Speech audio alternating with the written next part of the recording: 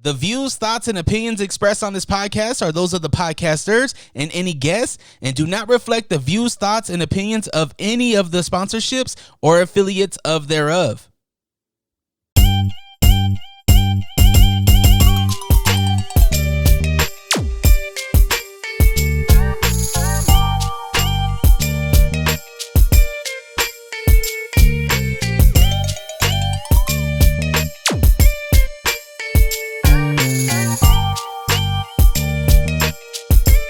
You are now tuned to the Lake Talk 801. What it do? It's your boys from the Lake Talk 801 podcast, where we shine light on local artists and entrepreneurs. Yes, sir. To my right, I got Babyface Fonzie. Yo, what's up? What's up? And myself, G Daddy Funk, aka Baby Bladder. We're sipping today, and we haven't been drinking in a minute, huh? That's right. We haven't been drinking in a minute, and yeah, it feels. In all honesty, I kind of needed a drink. Okay. You know what I'm saying? Yeah. To kind of wind down, I guess, from all the shit that's been going on. Yeah. I'm kind of glad that our guest today brought us some drink, man. So definitely, we'll introduce him here in a minute. But yeah, man. So yeah, we're sipping today. Yep. And I wasn't gonna drink, but you're right. As soon as I took a sip, I'm like, fuck. I needed it for sure. Yeah, for sure. Definitely. What's up, man? How you doing? Not too bad, bro. It's just been crazy working. We haven't been podcasting, and we needed to jump back on it. And I'm happy to have our guest that we're having today because it's been time. I mean, it's been due. Well, so. yeah. He's been wanting to come on the pod, and not only that, like I think he's also he's one of the dudes that kind of inspires us in a sense because like all the content that he posts and stuff is like it's basically like inspirational because he's putting it down for the city. Yeah, definitely. And you know, so I think this is the type of people that kind of keep you kind of going, you know what I'm saying? Amongst everyone else in the podcast community and just the network community that Salt Lake City has going on right now. So bro. Yeah. So no, I'm excited to, to talk about it and get to know him because at first we seen him pop up, right? Yeah. And it was like, man, okay, he's shouting people out and all that, and there was no face to his content. To the content. So it was like, now we have his face. So That's right. Do you want to get right into it and introduce? Yeah, him? man. So we're gonna introduce our guest, the creator of What's Good Salt Lake City. Yep. Mike, it's in the house. What's up, Mike? How you doing, bro? I'm good, man. How? What were you up to today, bro? I got my boys getting ready to open his tattoo shop, so we just been there putting up the signs and getting ready. We're gonna have an event on Saturday. Okay. What's the tattoo shop's name? It's Evolution Tattoo. Evolution Tattoo. Yeah. Okay, dope, bro. Bro, but besides that, man, we'll get into that because we definitely want to promote that. Yeah. But let's talk about you a little bit, bro. Who is Mike, and where are you from, bro? Where do you come from? I'm from Salt Lake, man. From right here. I've been here since I was young. Mm-hmm. So I don't know nothing but Salt Lake City. Okay. And were you born here or? Yeah. Okay. You were born here. Yeah. Okay. Mm-hmm. Okay. And then moved away, and then came back when I was young. So I never knew like being away at all. So Anything else? Where'd you move to? Colorado. Okay. Were you too young to even remember? Yeah. Okay. I remember, but Got you. as an adult, I moved a lot. But Where at in Salt Lake were you living? so I grew up in Rose Park, Okay. right there in the Guadalupe area. Nice. Yeah. How was that like? It was wild for me as a kid, bro. Like I've been locked up most of my life. For real? Yeah. Because they said when we first moved out here, they Rose Park and Glendale, they said those were the neighborhoods that were like kind of ghetto. You know what I'm saying? Can you attest to that? Oh yeah, for sure. Especially like growing up in the 80s and 90s when we were. Yeah. It was crazy. Like we had the KMDs were the first people to get RICO Act, then the OPs. Damn. So us that we're not familiar with the gangs here. What the first gang that you said? What was their name? KMD. Yeah. So they were, I think, like King Mafia disciples. Okay. Damn. Yeah, I just do Tyrese. They ended up like killing somebody in Glendale. Dang. They all got RICO'd. Okay. I think Tyrese is doing life up in prison and stuff right now. And Is that the clique that you were kind of? no, I just okay. grew up around them. Okay. Yeah, I'm not really banging, but my family's tied, so just by family connection, by association. Yeah. Even when I went to prison, I still had to fall under that just because that's my family's connected like that. But them and the Oriental Posses were the Asians. Okay. Actually, my homeboy Mesa, the one that's opening the tattoo shop. Okay. He been out a year and a half. He got RICO, so he did 26. Damn. 26 years. Yeah. So we were the first ones to get RICO'd. A bunch of people were the first ones to get certified as an adult. We're starting to go to prison at like 14, 15, 16. Damn. How did you get RICO'd in there? No. You did it. No, Okay, they did. Not me. I was like, damn. Okay, but still though, you were still in and out of prison though. Yeah. Okay. So I mean, I just grew up in the system. My whole family grew up in the system. Bro. Like, there's 9 of us, 6 girls and 3 boys, and 2. I got one brother. No, I got 2 sisters that ain't been to prison. Oh, for real? Yeah. Only- I still got sisters and them that's out on the streets, bro. Damn. Yeah. 50 and 60, still strung out and shit like that. So Oh man, sorry to hear that, bro. Yeah. No, So in regards to that though, like, okay, how did you get caught up though? What were you doing that was so bad, man? Well, so for me, it was like all I ever saw was that, right? You was either hustling or not, and I was like, I'm not gonna be a junkie, so Right. I'm a hustle. So I always just got locked up for getting in trouble. I went to the feds for hustling. For real? Yeah, I went to the state. I caught like some bullshit with my homies back when we were young. I went to the state the first time. Was it big quantities or you were just? Yeah. Oh, was it? Yeah, we always worked late. Yeah. Damn. Okay. I mean, I'm not cartel. The most I ever had probably was like about 3/4 of a brick, bro. Oh, shit, okay. But I just flip, bro. Yeah. Everybody that knows me in this city, I just flip. Like, you come to me, Yeah. I just flip. So I really never had much of my own work. Yeah. I just know, But you still got caught up in that lifestyle. I mean, I'm sure the money was good, right? yeah. Was that the reason it kept you going and you kept doing that, or? Well, that's all I saw. And I never knew, like, I only have 2 before I got out this time. I only been out 6 years. Before I got out this time, I only had like a year and a half work experience. So I was either in prison or just grinding. You know what I mean? Damn, bro. But I would grind and get money, and then we'd do shit like. So my first federal case was fucking copyright infringement for selling. First, we got caught selling bootleg DVDs in all the smoke shops, and they gave me a fucking probation. And then 6 months later, the same motherfucking ATF caught me selling bootleg True Religion jeans. And I fucking went to prison for 24 months, federal on that. Just different shit. Then I got caught with a bunch of ecstasy pills. Oh shit. How does one get caught doing that? Like, in the sense, are they going around and literally checking for people that are copywriting shit? Well, yeah. So there's different. So the game is. So there's like bootleg, there's counterfeit, and then there's like backdoor stuff. So you could get legit stuff that people are just stealing out the back. Right. In China and stuff like that. Or Yeah. you can get bootleg, or you can get counterfeit. So there's just 3 different levels. So I've done all kind of shit, bro. I brought in like cell phone cases. I brought in all those fake ass watches with the red bands and all the jewels.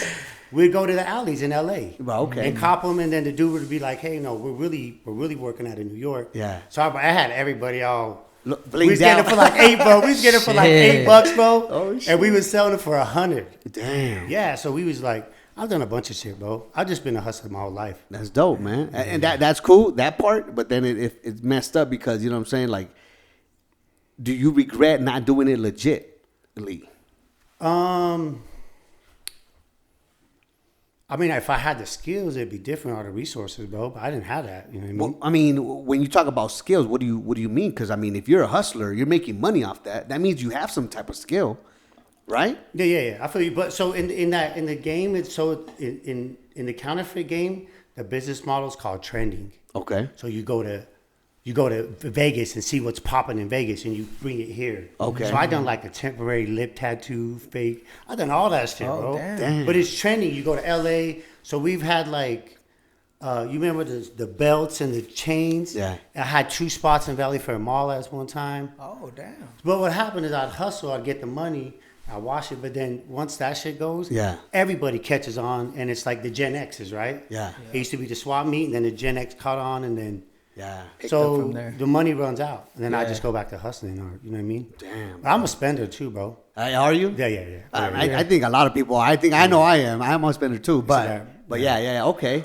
Especially. Oh no, go ahead. No, I was just saying, especially when you got that hustler mentality. It's like I come from nothing, bro. Like my mom raised 9 kids on her own. Yeah. And I never had no choice but to make it happen. Right. So still to this day, I'm like, oh man, I could go blow this. I could blow this at the club and make rent by Friday. I'm cool. I got you know what I mean. But I've been able to get far that way. But. Hell yeah, bro. Around what time period was this? Or what? Like the age, like how old were you at that time? Or when you first started hustling and doing all that? Oh shit, bro. Yeah. Man, I don't know, probably like 12, 13. Bro. For real. What was the first thing you sold? Hey, my guy, hold on. Do you mind scooting? No, you're good. You could scoot the mic towards you. Yeah, there you go. And yeah, if you could just remember to get close to the mic because you kind of sound far. But anyways, you're good, bro. You're good. Thank you. Yeah, just trees, bro. Brickweed. Oh shit. Yeah, the La Razas in Glendale, the homie Johnny would come through on it and plug us up. Yeah. Okay, so you just picked it up from there and started doing that. Yeah, I remember like my first pack was like $35. I think it was like, it might have been almost an ounce. Remember the old brickweed? Yeah, hell yeah. Yeah. With seeds and everything? Yeah, stems and shit. It was just everything was in that bitch. Hey, real quick, can you see if it's the camera? If it is? Okay. He's in the middle. Okay, cool, dog. Hell yeah. So yeah, I remember that in the hood, right? Because we come from LA, right? And in the hood, there used to be a dude that would always sell the $5 baggies, right? And we would go over there all the time and get those. And I was like around 12, 13 years old, doing that, right? And we would blaze it up and stuff, man. And it was bad, man. But then, like, you know what I'm saying? The chronic started popping up, and it's like, oh, we don't smoke anything with seeds and stems and shit. You know, did that affect you in any way, shape, or form? Like, did that affect the hustle? Because you guys were grabbing those type of, or selling that type of weed and stuff. Nah, bro. My last fucking brick of stress weed, I probably sold maybe just like 12 years ago, bro. Damn. It like maybe it might have been a little bit more, maybe like 15. Okay, yeah. But it was still selling. Well, that's just, we didn't really, even though we were so close, like the only ones that really had tree like that, bro, were the white boys. Oh, for real? Yeah. Right here, matter of fact, bro, I used to fuck with this white boy right here. They used to have packs, bro. For real? But we didn't. We just still had straight. Or we had like some fucking outdoor like some It was trash, bro.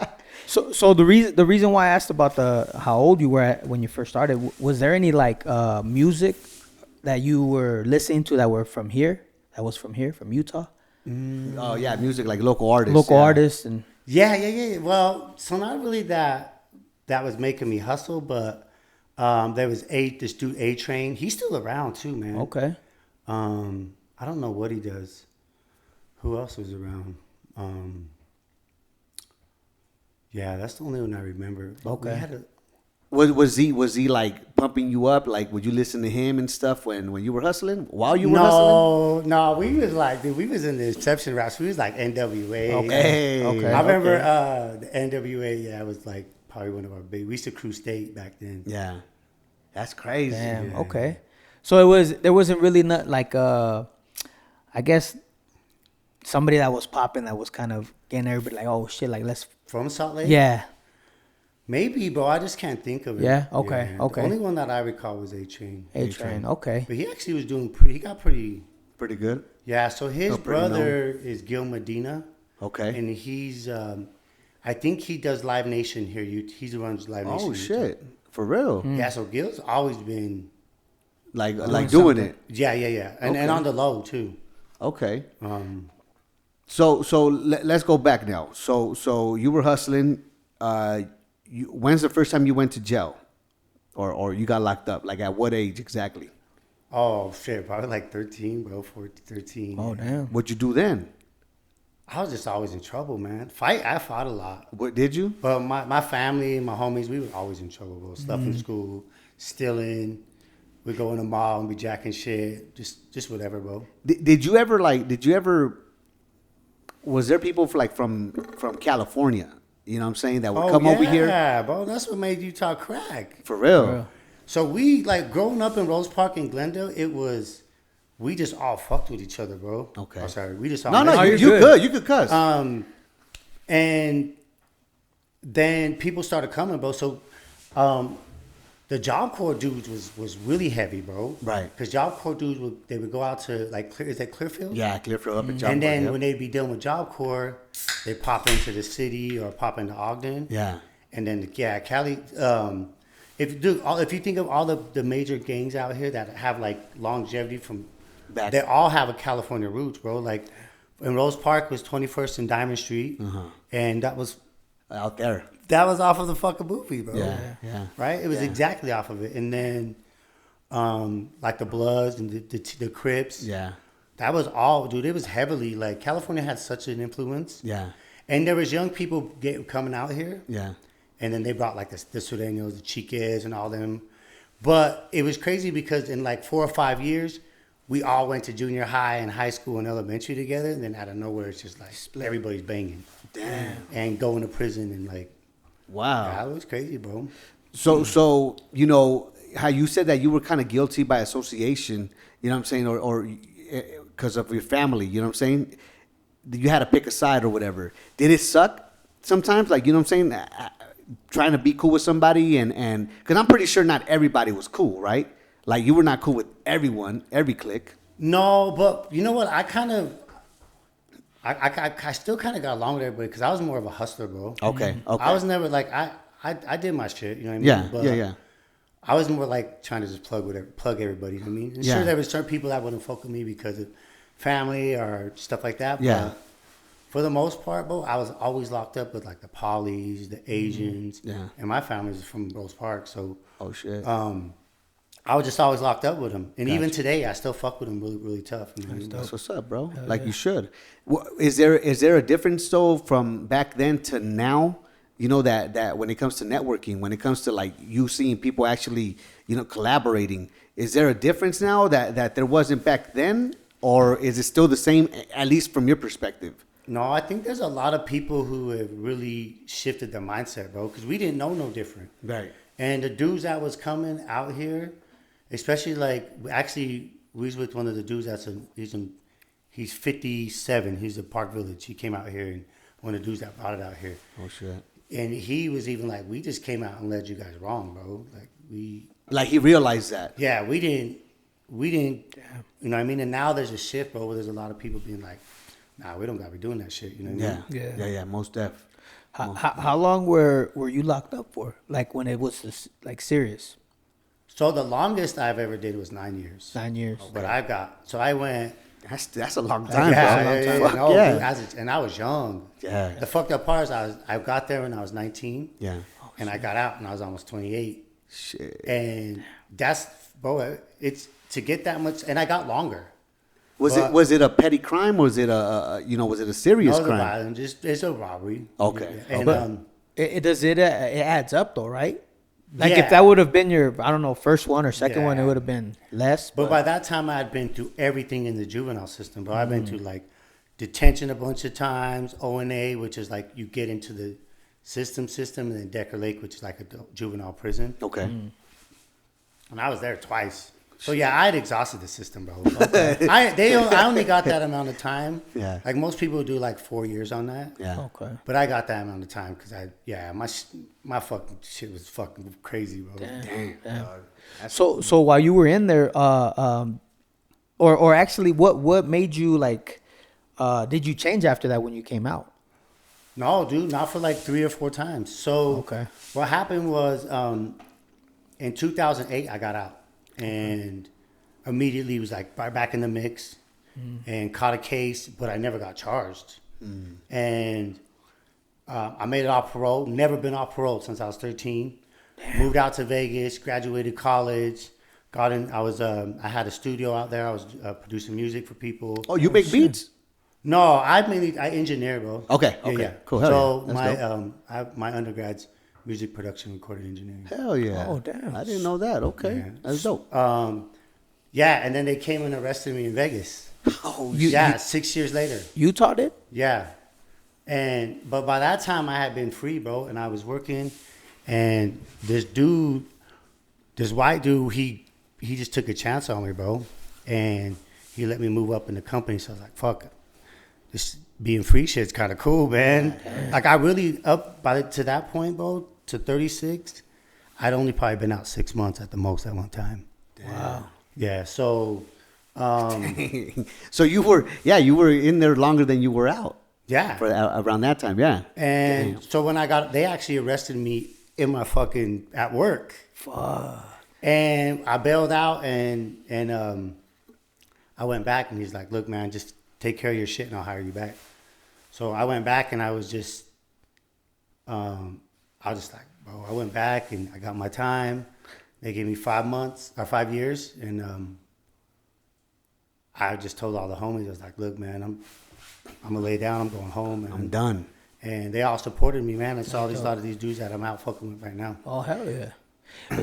I was just gonna ask, when you got out and you went to Vegas, or what made you go to Vegas and pursue schooling? Well, because somebody came to my mom's house and was like, tell me these to get the fuck out of town. Oh, shit. So I dipped, yeah. I actually just lived right here. That's how I know the area. Okay, all right. I just lived like a few blocks down, and the only other place I knew was Vegas because when I was hustling, we had a spot there. Damn. Oh shit. So I knew Vegas pretty all right. So So you went. okay, so you were getting locked up when you were younger, you know what I'm saying, and stuff. You were in and out of juvenile. And then, I'm pretty sure you said you fought in there a lot, right? Oh, yeah. Okay. So then, was there a difference between, you know what I'm saying, that and then going to prison with, you know what I'm saying, now that you're a little bit older?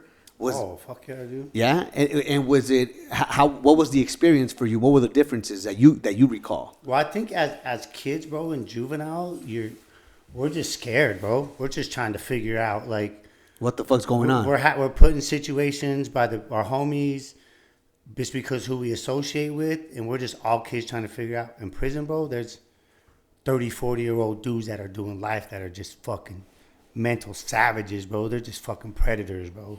And in what sense? What do you mean? And just like anyway, bro, they'll try to hustle you out of shit. Like they'll do all kinds of shit, bro. And for me, I sat in the middle of a really fucked up situation because my brother and my cousin are knuckleheads, bro. Oh shit. Yeah. My brother was a knucklehead, and my cousin Henry they were both knuckleheads, bro. So they expect you to live to that, right? Yeah. Oh, okay, okay. So Yeah. they And they held you to that standard. Yeah, and I was wild, bro. My first trip, bro, I got 11. So they gave me almost 12 years, 11 years, 9 months. But I was able to like work a little bit off to like programming and shit. Right. But to get that much time that young, bro, That's a lot. That's and a lot. everybody around me that I was in juvenile with was all getting time like that, bro. Like the KMDs, the dudes, they just killed the kid, and they were all going in there facing capital. The Doomstown, the Crips was just did like 30, 40 robberies. Wait up, for the people that don't know, what does facing capital mean? Facing capital means that they can give you the death penalty if you get The capital death sentence. It's yeah. either life without or death penalty. So, damn, bro, these were young underage kids. No, we were all like 18 or 19. Okay. Yeah. Okay. And do you think that was extreme? I'm you know what I'm saying? I'm asking because it's like a life for a life. Here's the thing is when you understand, like now it's different for me because I understand mentally. Like I do therapy, bro. I'm big on therapy. I do it every fucking week for the last 5 years because I want to understand like my mind. Yeah. So when I understand what happened like to kids that gone through trauma and shit like that, like gangbanging and like drug addiction through their families and just all that shit, neglect, right? Yeah. It is extreme. But the shit that they were doing there was a period from like 94 to 96 and they called it the super predators. And that's when all of us went to prison. Yeah. But you could look up read the articles, but it was happening throughout the nation, bro. Kids in our age range were just Getting wilding out. sentenced. And I think it was really like we didn't know about gangs until we started seeing the movies, bro. For real. Beyond 100, keeping it real, like unless it was some dude coming from Cali or Arizona that just told us about it. Yeah. Like, to see it, like, Damn. man. That's interesting. I didn't think about it that way. That's a whole different perspective, at least for me. I mean, because if you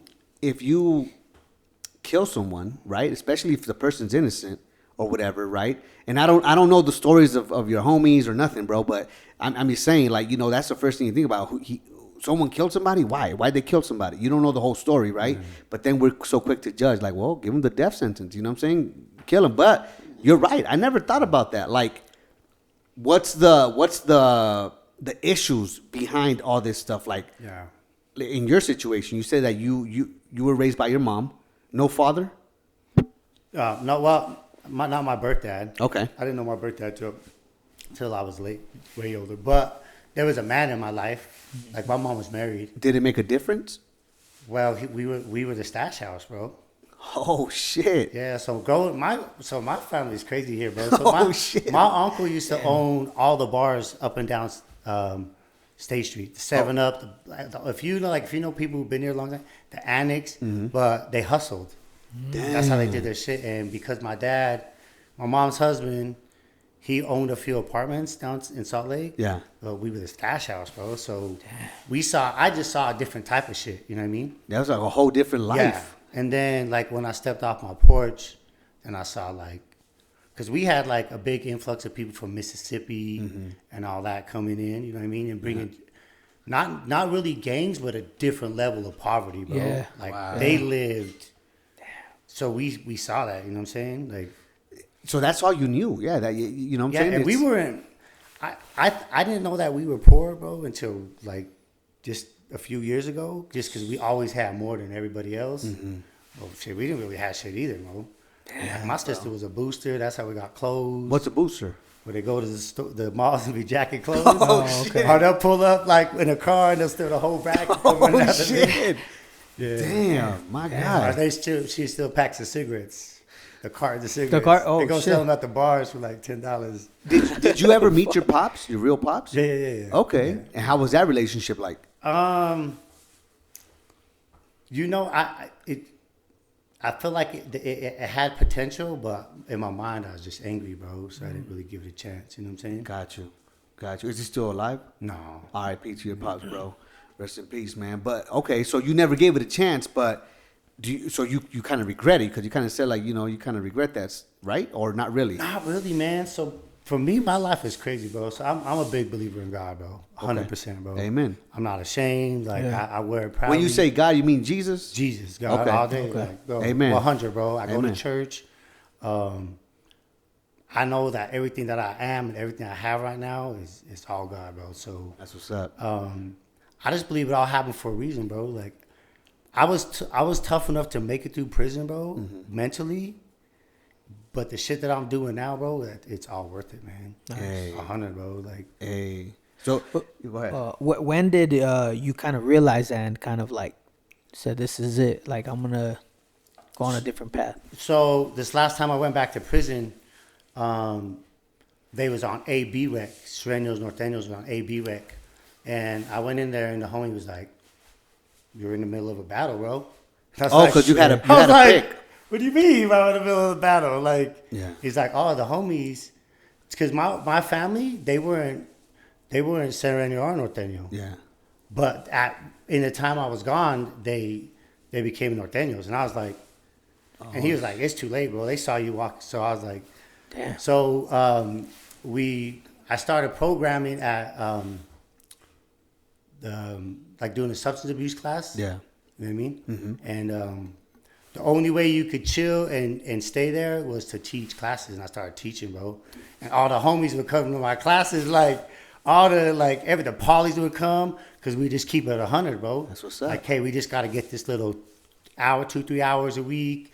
You know what I mean? Of programming. Yeah.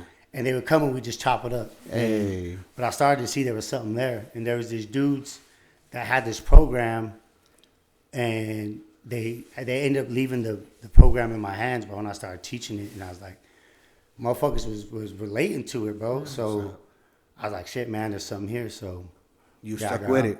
Yeah, and that's I was like, all right, this is where I'm at. So it kind of kept you away from getting into the whole mixture with those two cliques. Well, because the thing about prison, bro, is if you're really trying to just stay the fuck out the way, you can. Yeah.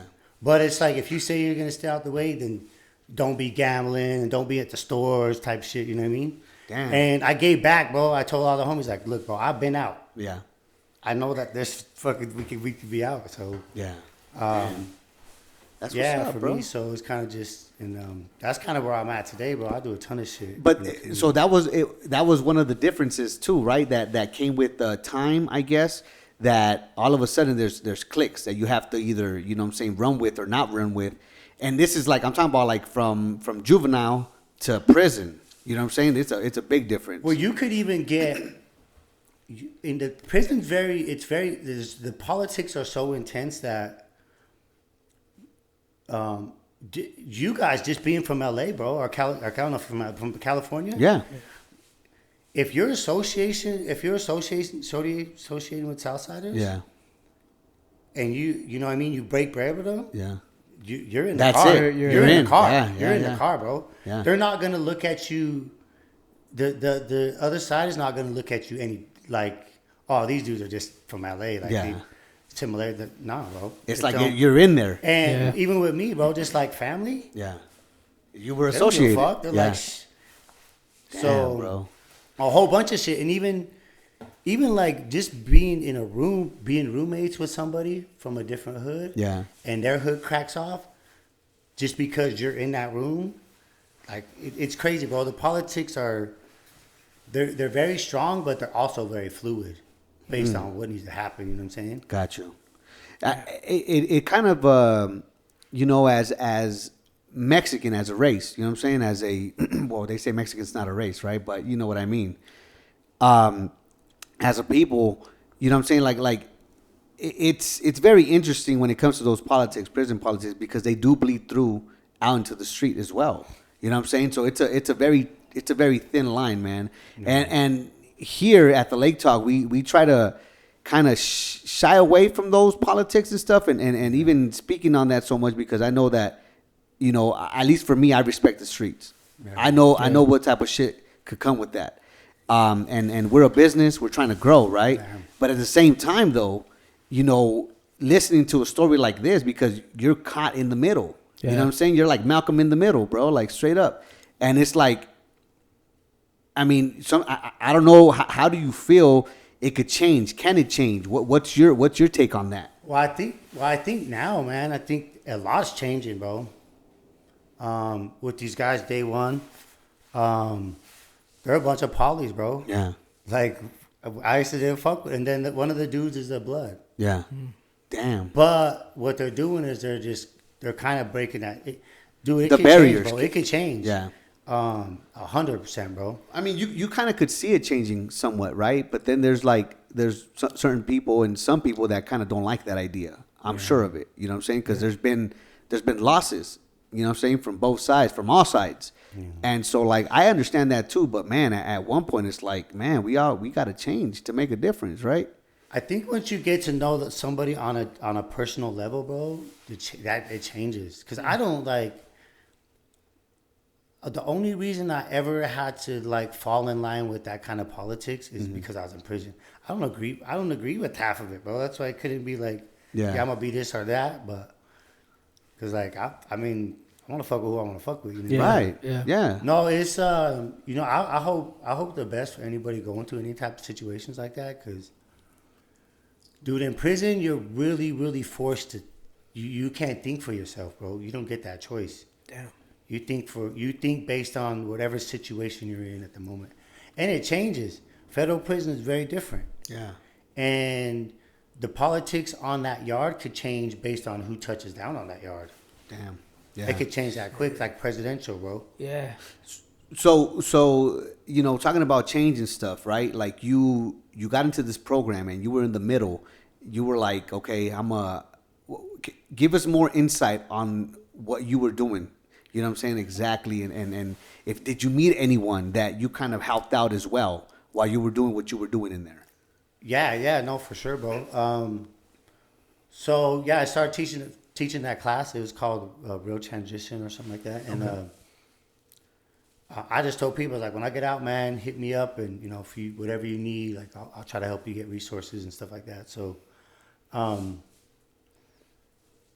yeah, at that point, Bo, is when I just started to see that, you know, there was something there, and I brought it out, and I just got active, bro. I tried to help whoever I could in any way that I could, and just get involved in the community.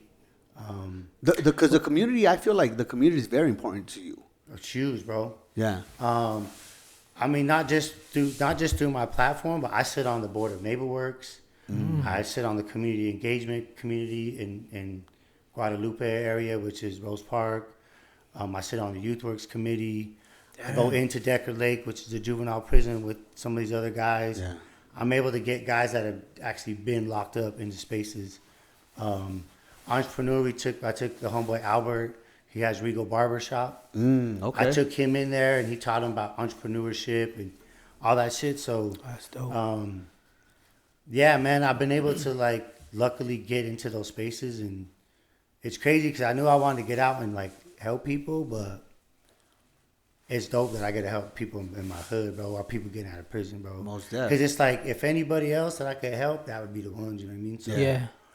having the chance to, like, go through NeighborWorks, do the leadership. I teach Westside Leadership in Glendale. How'd you get connected with these? You know what I'm saying? Like, So, couple ways. So one was my therapist, okay. right? Shout out to her. Yeah, or him. Oh, it's a her. Okay. Yeah. Okay. And then this lady Maria, she still runs NeighborWorks. She's run it for 30 years. But YouthWorks, when you would get in trouble as a kid, they would send you there, and you'd learn construction skills. So her best friend. Wait. Did you say little construction skills? No, you learn construction. Oh, skills. you learn construction skills. Okay, I thought you were dissing them a little bit. No. I'm joking, bro. I'm joking. Yeah. But so my probation officer sent me there, and Maria's just, whenever she sees me, bro, she just invests in me. And I started going through those classes, the leadership classes, and they teach you how to, like, sit on a board. So that's how I got on the board. Then I did, like, the startups program with them, which teaches you how to build, like, a social innovative business model. Okay.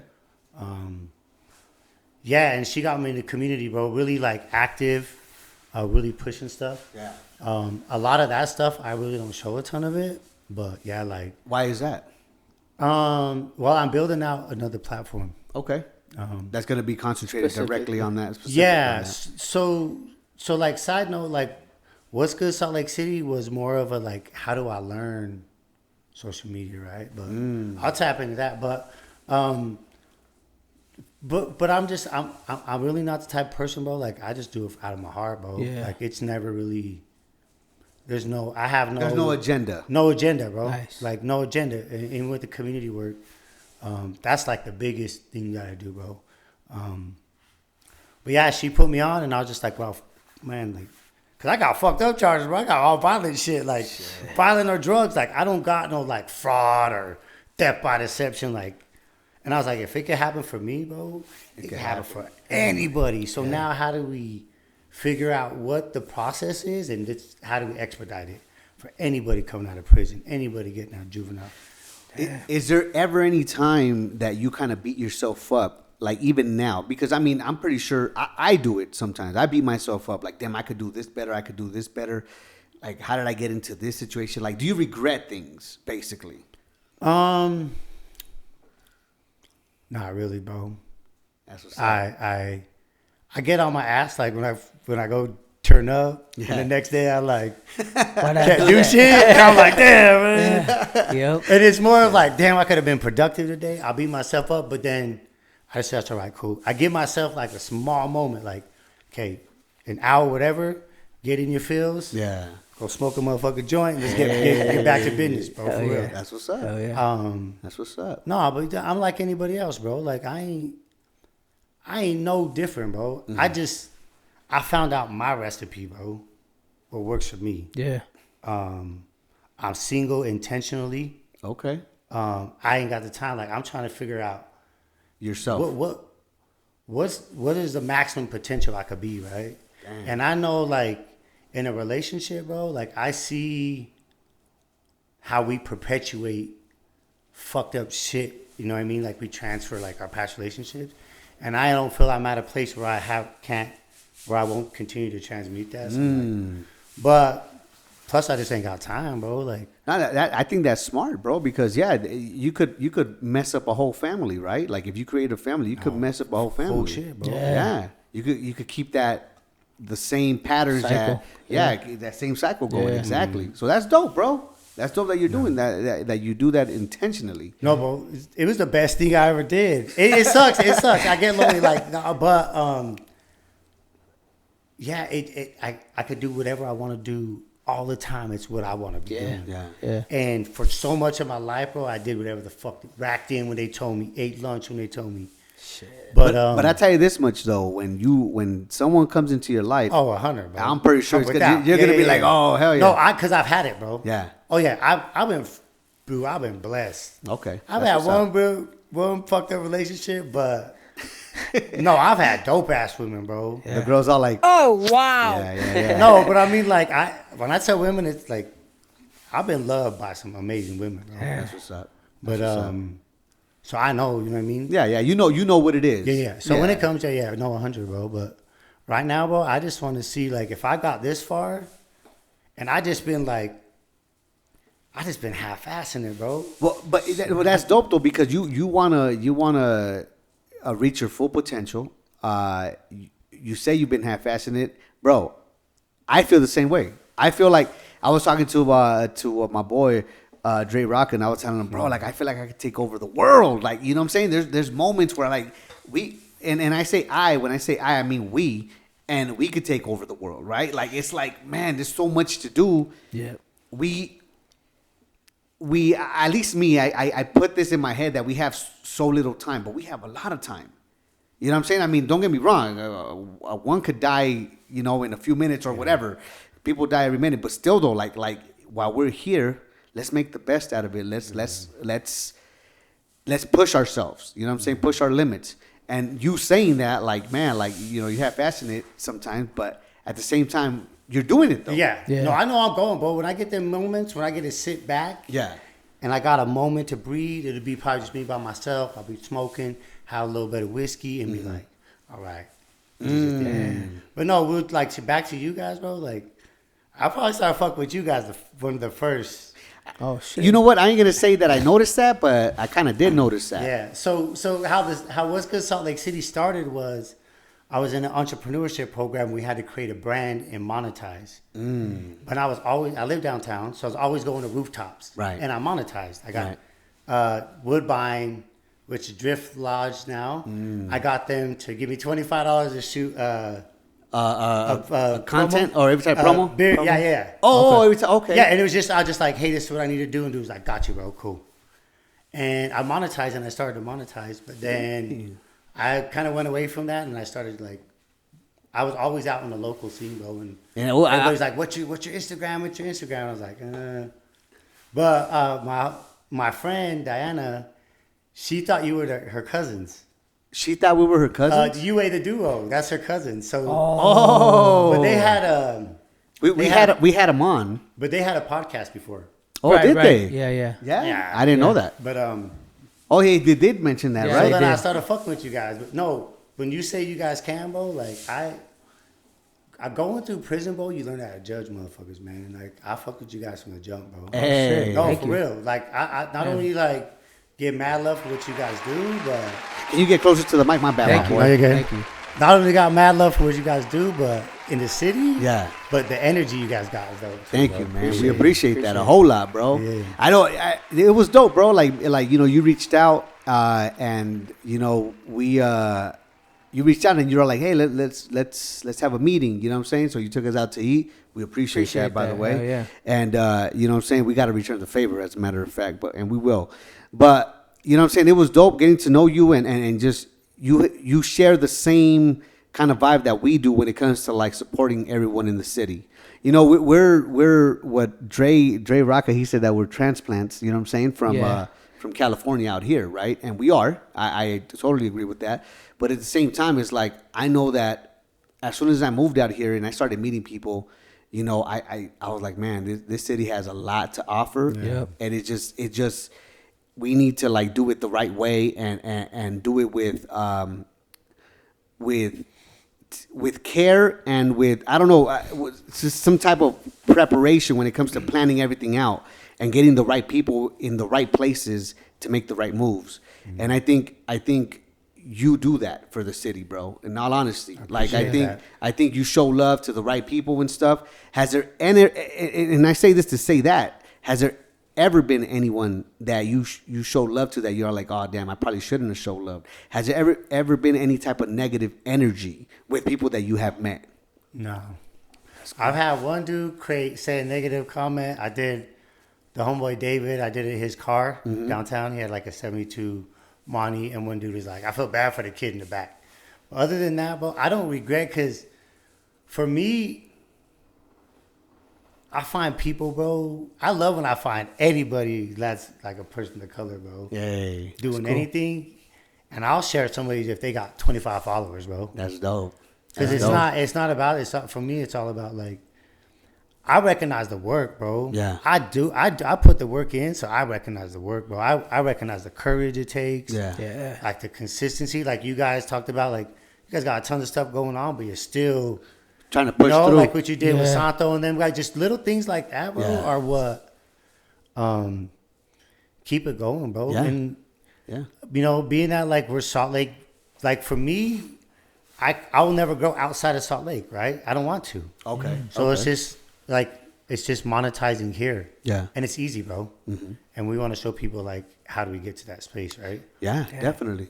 I think that's dope, bro, that you want to just, you know, shine light here and keep it here. You know what I mean? Because not a lot of people do that, and I think that's what's missing here.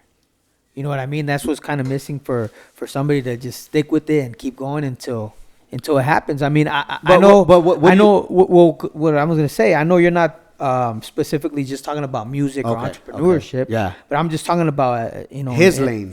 Yeah, or you know what you're doing. Yeah, bro. And that's one thing. Like, have you know? Let's talk a little bit about music, since he mentioned music. Has there been any artists that you've seen, and do you even tap into that? You know what I'm saying, to that lane. You know what I'm saying, with the music artists, the local music artists. Dude, anybody I could find, and I fuck with their shit too. Like I'll post a lot of me watching your shit. Yeah. I'll fuck with anybody, bro. Okay. If I find them, if I stumble upon them or whatever, you're rocking with them. Yeah, well, I'll fuck with them. Yeah, and it's like I said, even if I don't feel your music, bro, like that don't mean I can't salute your effort, bro. Hey. Or the fact that you came up with 250 to get in the studio for an hour. Yeah. And you released that shit. You know what I mean? And that's what I fuck with, bro. That's true. And that's what I feel that people should do, because everybody, you might not like it, but somebody else might. Yeah. You know what I'm saying? And why not? You could contribute to someone's fame or someone's, you know what I'm saying, what's the word? Success. Yeah. You know what I'm saying? So that's dope. 100. Yeah. I agree. That's why I move on that, bro. Like I don't. And a lot of people tell me like expect to hate, bro, but I haven't got it, bro. But you see, I think, and that's the thing that I was talking to my brother about this, because everybody always says if you don't have haters, you must be doing something wrong, because you need the haters. What did you say, or do you disagree with that? Well, I mean, they definitely could keep you on your toes, bro. I mean, just like I don't see a competition as my rival. I see my competition as somebody that's gonna keep me on my toes. Hey. That's gonna step his game up so I can step my game up so he can step his game. I see it as like, you know, you're both competing for the number one running back spot, bro. Step on your shit up, team. Right? It's like the competition to me, bro. Like I don't. If that's where you're at, bro, go ahead, man. Yeah, that's you. You can run with it, man. Yeah. So, I mean, go ahead. I was just gonna say, I feel like I'm in my sense, I'm my own competition, because like, if I'm not bettering myself, I mean, it's on me. It's not on whoever's, hating or whatever. But yeah, man, that's cool. I like the way that you said that, man. You think? Yeah, definitely, sure. bro.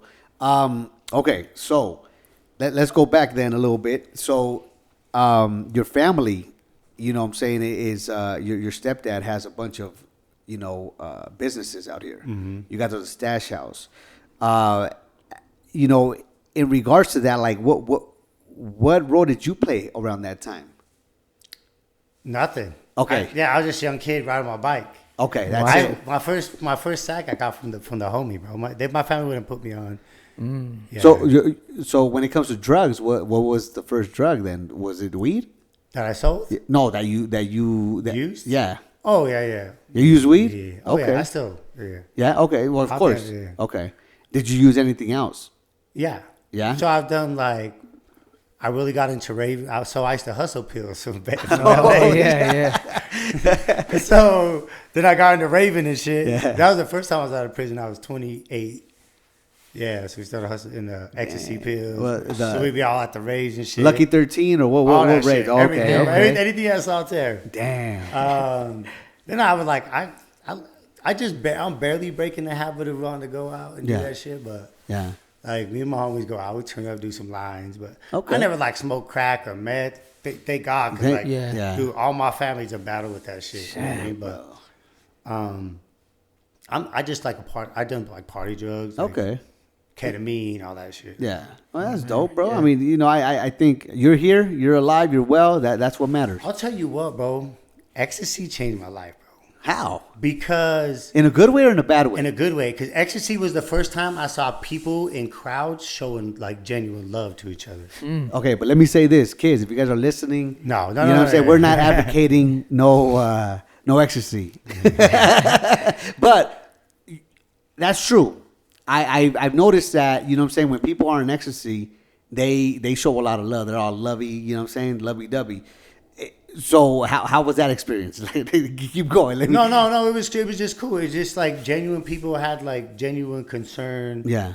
So the first time I went to a rave, there was people there that had a setup and they had water and they just wanted to make sure you was hydrated. They wouldn't fuck with you. You know what I mean? If I saw someone start rolling too hard, they just sat her down and everybody's just caring for each other. I growing up, I didn't see that shit. You know what I mean? If someone was trying to. You know what I mean? You got to keep your eye open. You know bro. Damn, that's crazy. Yeah. Okay. Yeah. With growing up hustling and all that, did that kind of transpire into what you're doing now? Is that helping you into what you're doing now, getting into the lane that you're in now? In networking and stuff? Yeah, I think so. I think it just gives me that mindset I can just make it happen. You know what I mean? Mm-hmm. And if it don't happen, you can just readjust. You know what I mean? Yeah. Have you had to? Have you had to readjust? Yeah. Shit, daily sometimes. Bro. Yeah, man. Well, what? Give us an example. I mean, so I do a few things, right? So I just launched an entrepreneurship program, Access to Excellence. My first cohort is with contractors. Mm-hmm. So I own a cabinet manufacturing business. Oh, okay. Shit. Yeah. Okay. Yeah, so I owned a granite shop at one time. Yeah. I sold that last year. Damn. Took that money. Well, I went on with the company that sold it. Took that money and worked myself back into an equity position. Damn. But I fucked all the way up, bro. I got in trouble with my taxes. I underbid jobs, and I realized dude, us is Latinos, especially us that are Mexicans, bro.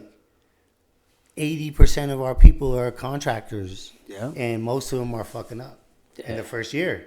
So let's speak on that a little bit. How did you mess up when it comes to taxes and stuff like that? You know what I'm saying? For listeners out there, the listeners or people watching this that are locals or not even, maybe they're from another state or whatever. But what is the first thing you try to teach when it comes to having your money on track and shit? Yeah, so it's real easy, bro.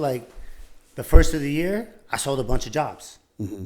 So stacking up, I had all this money in the bank, and then towards the end of the year, it starts to slow down. You don't take that into account. I underbid some jobs. So a lot of that money I thought I had that I was already spending. You know what I mean? Like that year I went to Mexico with my family. Yeah. Like I was killing it. The first of the year, if the rest of the year would have went that way, well, at the end of the year, they're like, okay, you owe $15,000 in taxes. Well, I got $12,000 in the bank. Damn. Right? So it's real easy, bro. Yeah. Especially during like the pandemic years 2020. when construction went crazy. Yeah. And people were just throwing numbers out there and getting jobs. So, It was crazy all around that time. it was. I mean, you couldn't keep up with the work. Yeah. Yeah, because there was no people were working. You know what I'm saying? Everybody was on unemployment. You know what I'm saying? Damn, that's crazy. So that affected you? No, not really. I made a lot of money, bro, but I was spending it. But at the end of the year, You had to. What affected you is you spending the money. yeah. Not taking into account, right? Yeah. You should wait till the end of the year before you're like, okay, I made $50,000. Now let's take the trip. Damn. But that whole hustle mindset, bro. Again, for me was, I'll can make get it back. I'll get that shit. Yeah. Damn, but then you see, you make whatever, you get it back, but then you have to pay taxes on whatever you're making, so you're kind of still behind. Yeah. How does one catch up? Does the law, in your case, did they give you like a opportunity to like pay it off and stuff like that? They'll give you, it's called like an installment agreement. Okay. So mine was only like 6 months because it was only $3,000. Okay. Yeah. So I just had to pay $500. But then you can stretch them out. Depends. Like some people can get them for like, I don't know, maybe like 2 or 3 years. Okay. But no, I just made all the wrong mistakes, bro. So I was like, okay, well. So I had the opportunity to do Goldman Sachs 10,000 small businesses, bro, which was dope. Shit. Damn. So I just barely hit that 140,000 revenue Yeah.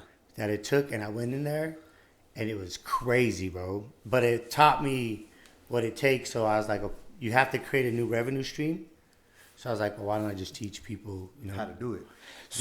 So you learned all this by error, right? Yeah. Trial by error. Yeah, trial by error. So I had no, yeah. no, go ahead. No, I had no blueprint, bro. I just had to make it happen. Damn, were you ever scared in the process? Or it was just like whatever. Dude, I wake up scared sometimes in the middle of the night, bro. Like, damn, bro. Yeah, shit. No, it's 100, bro. Wait. What were you scared of? Just the Well, like, just you. I mean, you wake up and think like, fuck, bro. What if? The feds What come? if no. Come on, like, what if the economy crashes and I ain't making no money in 6 months? Yeah. And I got $40,000 truck, and I got, a 2 years lease on my building still. You see, that's good to talk about because I'm pretty sure there's someone out there right now that probably heard you say that and they're like, damn, I never thought about that. Bro, if you're an entrepreneur and you ain't experiencing that, you ain't an entrepreneur, bro. I don't care at what stage you're at, bro. damn.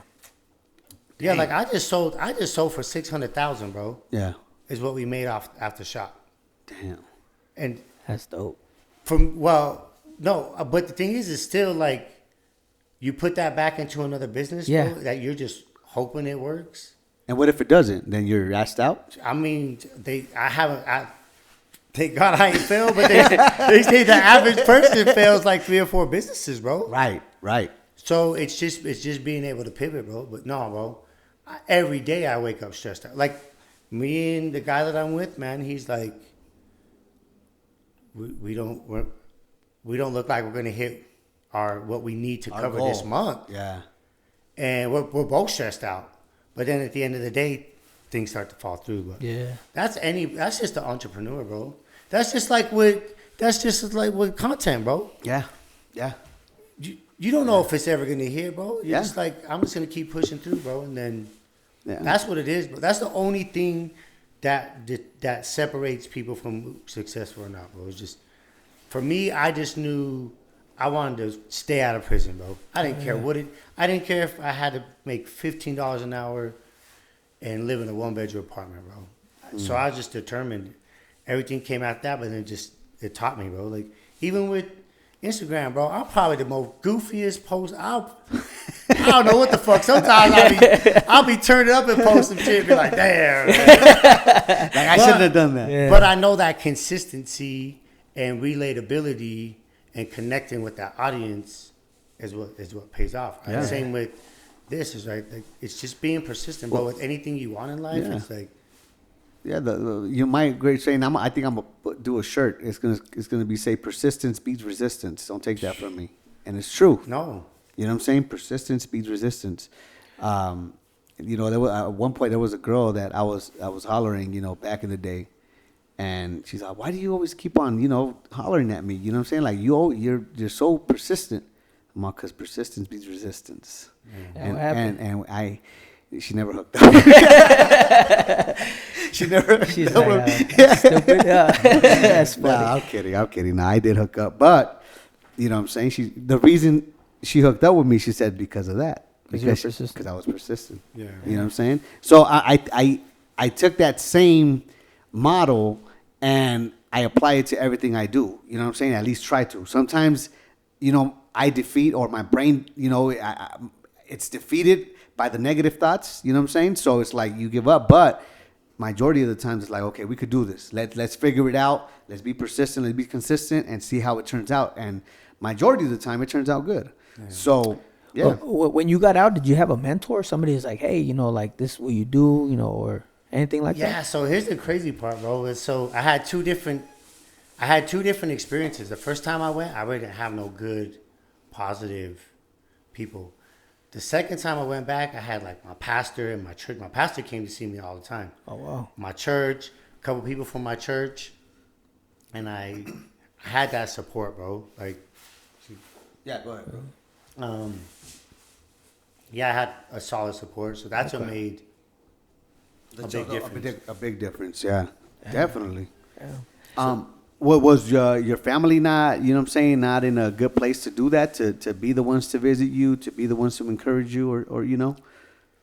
So my mom's really been, my whole life, bro, my mom's really only been the one that's really had her, never been in any trouble, never done like addiction and that stuff. So, yeah, been my mom. Okay. But my siblings, like, no. Not really. Then I have 2 nieces. So I have some nieces that are just like right my age. Okay. That's crazy, huh? When you have nieces like your age and stuff, it's like a trip. Like you see them like siblings or something. Yeah. Yeah. So we grew. I'm the youngest, and my oldest sister, we're 20 years apart. So they're like my siblings. Plus, that sister was in and out of prison, so they always lived with us growing up. Damn. So yeah, we grew up like brothers, but they had been out and did their thing. So yeah, I had a little bit of different support. Okay. Yeah, for sure. That's what's up. Back to the entrepreneur stuff. So that's what you teach now? You have seminars and all that? So I teach cohorts, which is like they're 9 weeks long, and I teach either like people getting out of prison who need to navigate like how to get a professional license, how contractors, or anybody that has an idea that wants to bring it to creation. Okay. So and where can people come and like find that, or do they just reach out to you, or how does that work? Yeah, so the organization is called Access to Excellence. Okay. We're building up infrastructure as far as like website and stuff right now, but it's still accessible. But we partnered with NeighborWorks, so we'll be teaching with NeighborWorks under them. Dope. And it's free. Okay. It'll be 1 night a week. It'll be either at Glendale or at NeighborWorks in Rose Park, really close to tracks and stuff like that. So okay.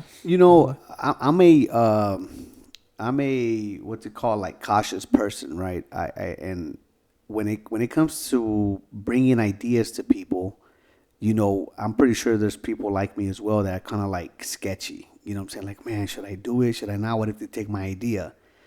What can you tell someone like me, like, like, hey, don't worry about that. Like, we're not gonna steal your idea or whatever. Let's make it work. How can someone protect themselves or, be at ease when it comes to a thought like that? Go online and find you a basic non-disclosure, bro. If it's a solid idea, even if it's your brother, bro, regardless, just be like, hey, man, this is something that I hold dear. Would you mind? And anybody that has pure intentions is gonna be like, cool. I'm a contract dude. Dope. And people that I fuck with are contract dudes. Yeah. And whenever you ask someone to sign a contract, it's because then it's there, right? Yeah. So if a non-disclosure is, hey, I'm going to tell you this, but you're not allowed to do anything. I just did a non-disclosure on a brand that I'm trying to launch. Dope. With a really good friend of mine. And he's like, yeah, bro, I got you. Dope. Because a non-disclosure protects you. But yeah, it's just people who get upset are people who are like, oh, I don't want to. They had bad intentions. Yeah. Okay. Just a basic non-disclosure. You can find it online. Or is it that people that get upset sometimes, like, they feel like, damn, like, you know what I'm saying, you know, I don't know, like I feel like people sometimes get upset because they don't know your intentions. You know what I'm saying? Someone else's, not yours per se, but I'm just saying in general, they don't know the other person's intentions. So it's like, why are you having me, you know what I'm saying? Does that make sense? How would you, you know, approach that? Yeah, exactly. Approach that question like, oh, what if, well, how do I know you're not intentionally trying to do something bad? You know what I'm saying? Does that make sense? Yeah, I don't know if I'm understanding the question. Okay, so like, let's say like I come up to you and I tell you, hey, bro, like, you know, sign the contract and this and that, you know, like the non-disclosure. You wouldn't feel like, damn, like, what's this guy up to in a sense? Like, what, you know? No, I feel like it's all presentation, bro.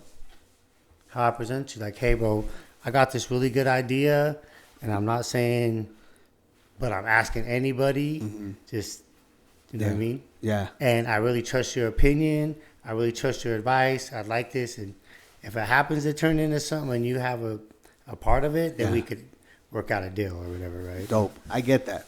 Okay, that's what's up, bro. That's dope that you guys are doing this, man. You know, and I think it's going to help out the community big time. You know what I'm saying? For kids, the youth especially. You know, with your friends opening up this tattoo shop and stuff, let's get a little bit into that. You said that they're going to build something in the back, the room with content, you said, creators? Content studio. Oh, content studio. What does that all entail when it comes to that? Like, what type of content, a content studio? How big is this room, and what can people expect to be doing in there?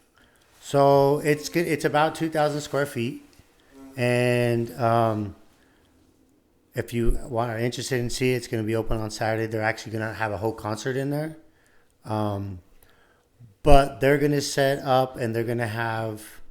So Mesa is already like his YouTube. He's monetized YouTube. He's like 4,000 or 5,000 followers already. Dope. And he's been monetizing. So we're going to run everything on his platform. There's going to be a show a day. There's going to be business owners.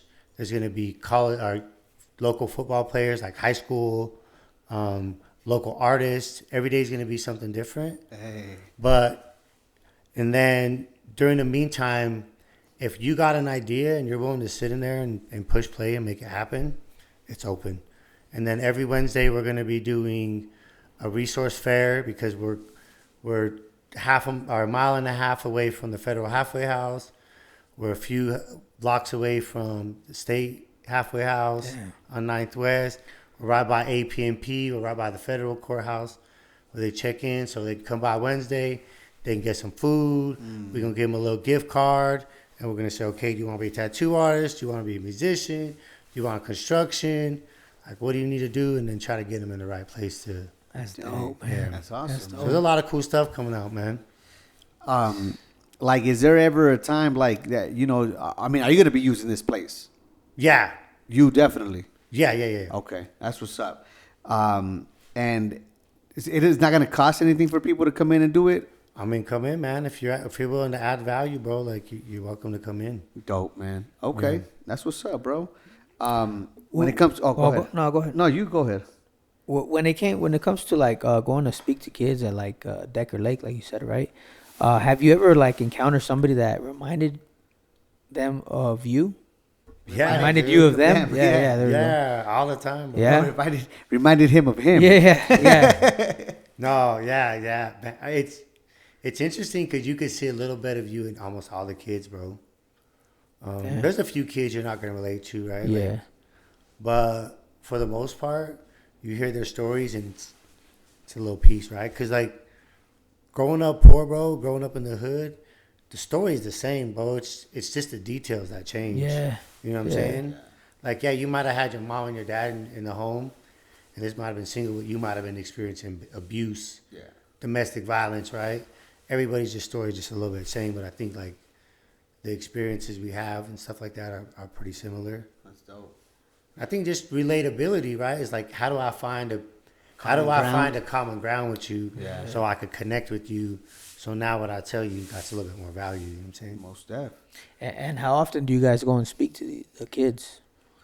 So we go in every other Sunday, and then the entrepreneurs go in once a month. Okay. Yeah. So we're in there about 3 times a month. That's dope. Damn, that's crazy, tight, man. That's cool. Yeah, I working with the youth, especially in those places, man. I used to have a friend that used to work there, and he used to tell me some crazy shit. These kids are wild, he said. Sometimes that, you know what I'm saying, they would start punching, just start swinging on people. Yeah. You know what I'm saying? So it's like you really have to, you know, have a impactful story for them to kind of like relate to you. So that's cool though, bro, that you guys are doing it. You guys are helping these kids. Man. If you could, would you you know, I mean, would you go there like more than you guys are going now? Yeah. Yeah. No, we talk about all the time that like the only thing that keeps us from doing it more is like we have to make money, right? Yeah. Yeah. So I have to run my business, and so the other guys have to work. Now, are these kids like, are they, when they get out, are they reaching out to you guys? Are they not? Have they? Yeah, we've had one reach out to us. We only had one release so far. Okay. Mainly the kids that we're working with are the kids that are going to prison. They're already certified. Okay. You know, they got 15, 20, 30 to lives. Damn. And they keep them there till they're 25, and then they send them up. How do you kind of speak to these kids when it comes to that? Because knowing that they're going to be, you know what I'm saying, doing time. Like, what's their reaction or their character towards you? You know what I'm saying? Well, I think just let them. You really do get a choice on how you do your time, bro. Okay. 100%. Yeah. If you go in there and square up and go to school, even if you have gang ties, and you just stay out the way, most people are just gonna let you be. You know what I mean? So, this is not like California. No, it ain't like it only gets really political if something jumps off. So like if something race jumps off or something gang jumps off, then you're just you fall where you fall. Yeah. But for the most part, you can do your thing, bro. There's people who go do 7-8 years that are clicked up, you know what I mean, and just go to school and just stay out the way and go home and never have an incident. Dang. And for the most part, like if you're really just trying to do the right shit, your homies will be like, all right, cool. So in the 9 years that you were locked up, is your pastor going to visit you around that time? No, so my first time I did the 9 years. Okay. Nah, bro, I just had my mom, bro. That's it. Dang. How, you know, I've been told, you know what I'm saying, like people that I know that have been to prison and stuff, like people that when you get a letter, when you get someone visiting you, it's like it means the world. Oh, for sure, bro. Is that the case for you as well? Like it meant the world for you when you seen people coming to or even letters, you know what I'm saying? Well, it's that one connection to like the outside? Outside, bro. Yeah. And it's crazy because that piece is what snaps you back from losing it, bro. Because you could... The guys that are the predators, the guys that are the fucking savages in there, like their family they haven't heard from their family in 10 years. Once you get to that point, bro, you shut off. And then it is what it is, right? Like you're going to make your time the best. And if that's, you're eating spreads every day off of some little dude's commissary box, you know what I mean? Damn. They're going to do it. Yeah. No, them letters and stuff, that keeps you grounded, bro. Keeps you going. That's the only thing, yeah. What's the first thing you did when you got out, man, after those long 9 years? Damn, I don't remember, bro. For real? Well, did you eat anything that, you know what I'm saying? I'm sure I probably ate something. Yeah? You went to like your favorite local restaurant or something? Yeah. I'm probably sure I can't. This last time, because I went to state 4 times and fed 2 times. Damn. So State 3 times, fed 2 times? Yeah. Damn. What? Okay, so what was the last one? The last time you went? So the last one was the one where that guy hit on that cold case. And they hit me like 6 years later. Yeah. Okay. So I got like 54 months. Okay. But I did like the cooking program. Yeah. And that gave me 3 months off. And then I did like another school program. Shit. So you get 6 months off, like 3 months off for each one. Okay. The last time you went back, did you see people that were there the last time, or was Yeah. Was there anybody in there rooting for you? Like, hey, bro, get out, don't come back in. Yeah. And then they see you come back in. What they tell you? No. This last time they was, but before no, the crazy shit. This is the shit that really like made me see shit on a whole nother level. Was I saw this? I was out, so I was out a total of 8 years. I was out on, and then I had 2 years that I fought my charge, and I went back and I saw this dude, and he didn't even know I left. He thought I was just in another part of the prison. Oh shit! And I was like, so he's talking to me like I never left, and I was like, bro, I've been. You've been gone. Oh, shit. No, but that's how crazy. Yeah. You get isolated. People don't. Were you ever in the shoe or anything like that? Fuck yeah. How was Say that, I man? can't bring a dope in. Oh, you did?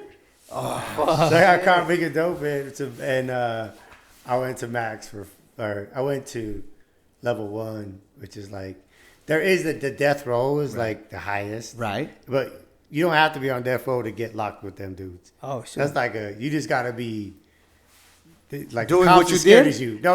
Oh, okay. No, I didn't make it all the way to the top. Remember this dude that like the cops is scared of because they like, but What, Hannibal Lecter type of shit? yeah, Like they have a mask and everything. They're all like with what do you call those? not straight jackets. Okay. But they shackle you. You put your hands through the gate. Okay. And they shackle you. Yeah. And you turn around so you're like this, and then you put down. They put a mask on you. Okay, so Hannibal Well, Lecter shit. I just made like level 1, which is like an hour every 72 hours to get out. Yeah.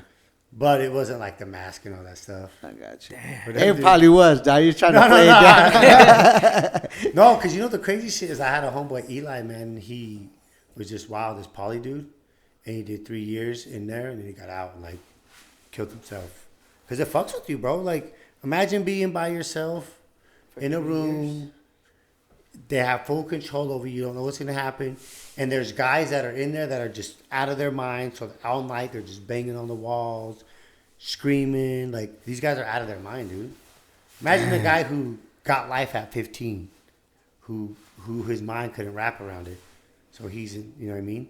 Damn, bro. Yeah, that's There's some crazy shit, bro. Yeah. Luckily I didn't.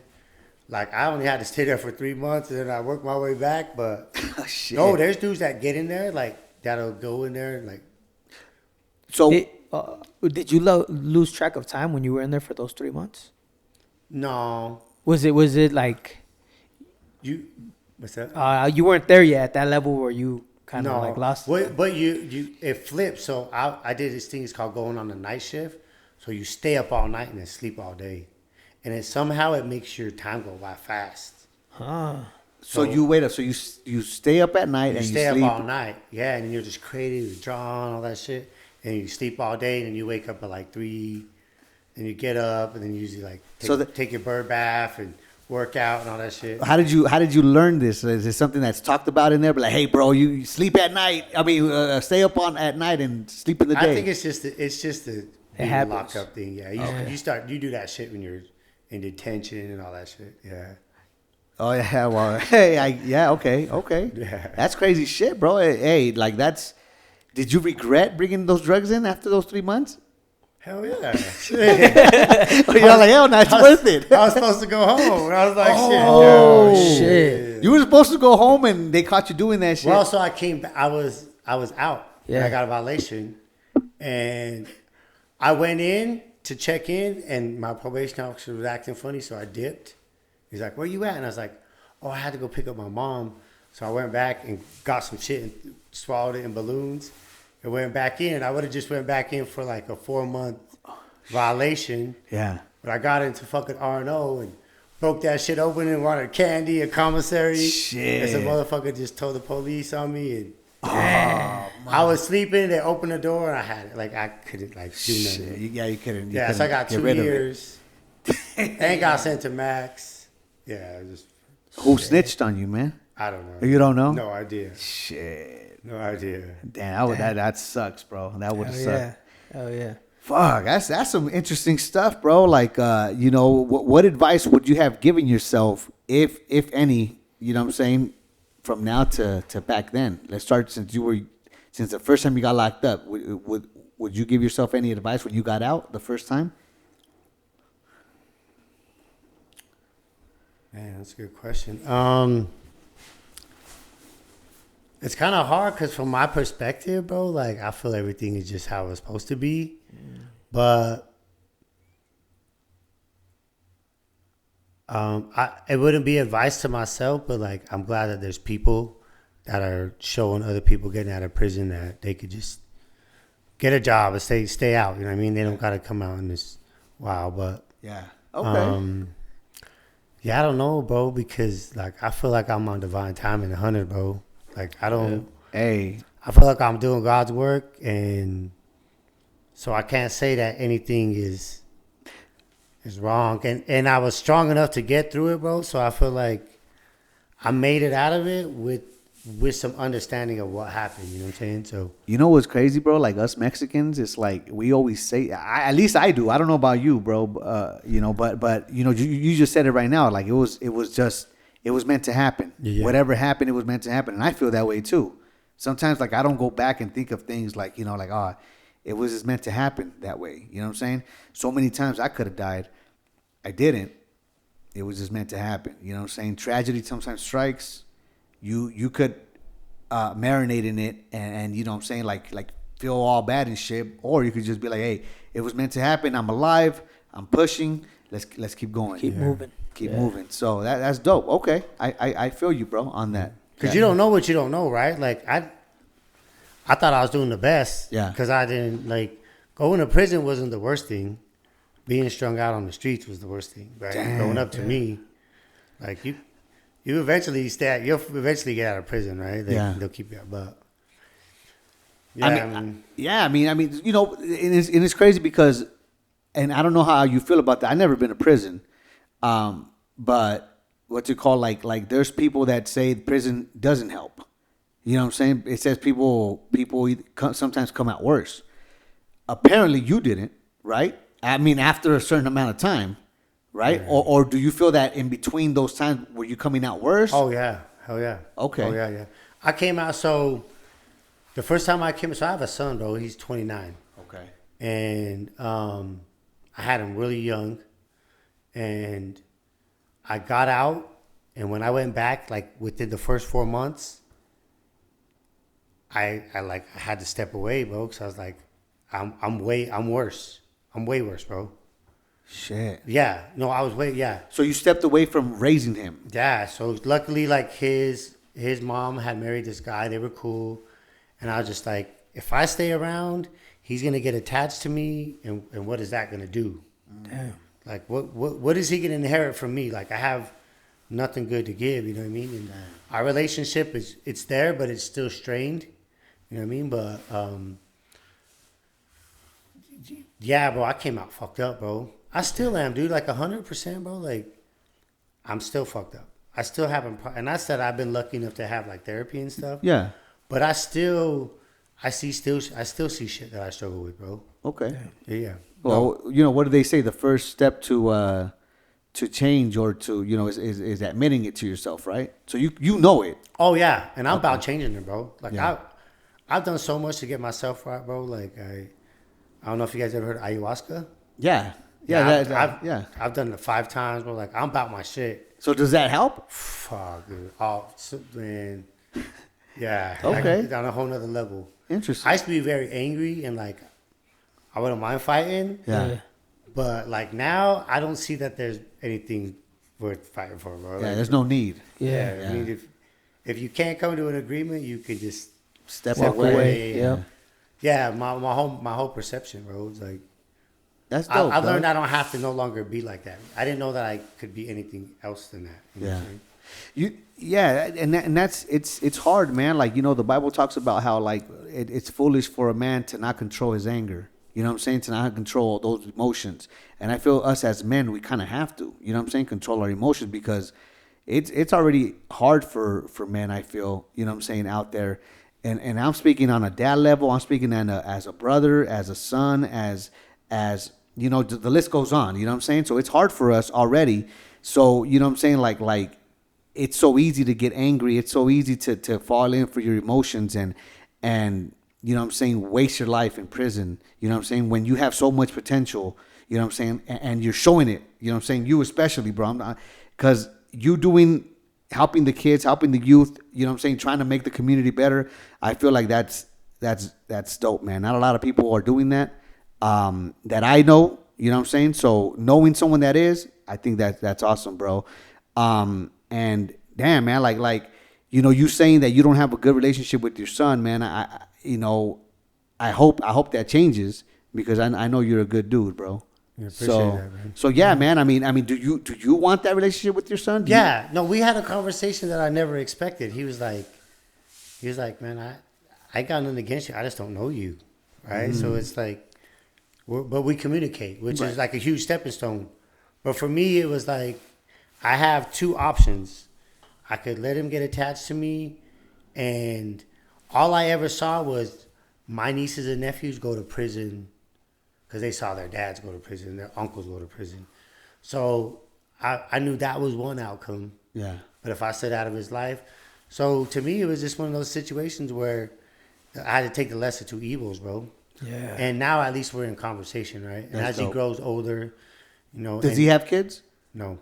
You see, and I don't know how you feel about that, right? Like back in the day, I used to be like, oh, you know, I have a dog, and, you know, it's like having a kid.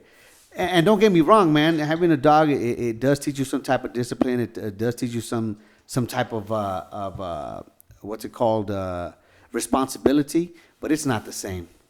It is not the same as having your own kids. Yeah. You know what I'm saying? I don't know if you would agree with that or not.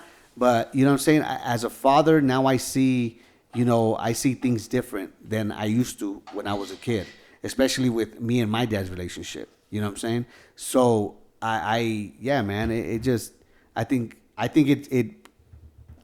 it matures you a little bit more when you have a kid and stuff. And you taking the route that you did, I think, hey, you knew best. Yeah. You know what I'm saying? I don't regret it, bro. That's dope. The thing of like is, you're right, bro. The thing about is bringing another human, and that's why, like, after that, I got a vasectomy, bro. Well, because the thing is you're gonna bring in a human who's gonna have impact on the world, bro. Yeah.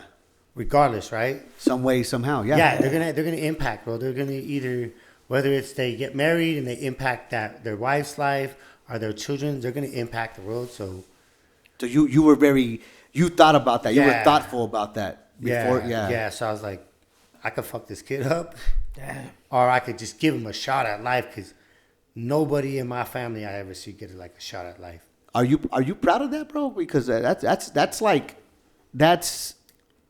It's hard, but yeah, you know Yeah. what? Yeah. No, I feel it was a very responsible decision. Hell I mean, that's like changing the cycle, right? Yeah, That's big time. That's cutting it right there and like, hey, this is a different path for you. Well, I agree with you on that. Yeah.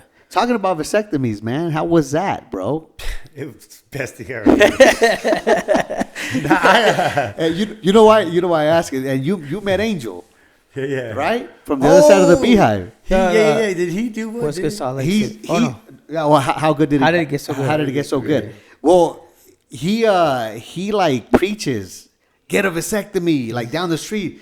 Hear ye, everybody get a vasectomy. Oh Yeah. man, like he is all He's about for it. that. Yeah, He's yeah. for it. And you know what? In all honesty, I mean, I'm thinking about it. I'm thinking about it. You know what I'm saying? And I don't know, but how was that in the sense of like the procedure? Was it hard? Were you hurting? Did it make you feel less of a man? Did it make you feel more of a man? What's that like? Like, it sucked because you were just in bed for a week. Oh, you were in bed for a week? Yeah. Wait up. Everybody that I've heard, they They tell said us, the next day they were up and they were walking up around. and Well, I mean, but I got my shit done like 15, 16 years. Probably different. Yeah. Damn. okay. But other than that, like, I don't even remember taking like pain pills or anything. It wasn't. Okay. It wasn't that bad. No. But no, I don't feel any less. Yeah. Yeah, Okay. no. And I'm not trying to say you are, bro. No. No.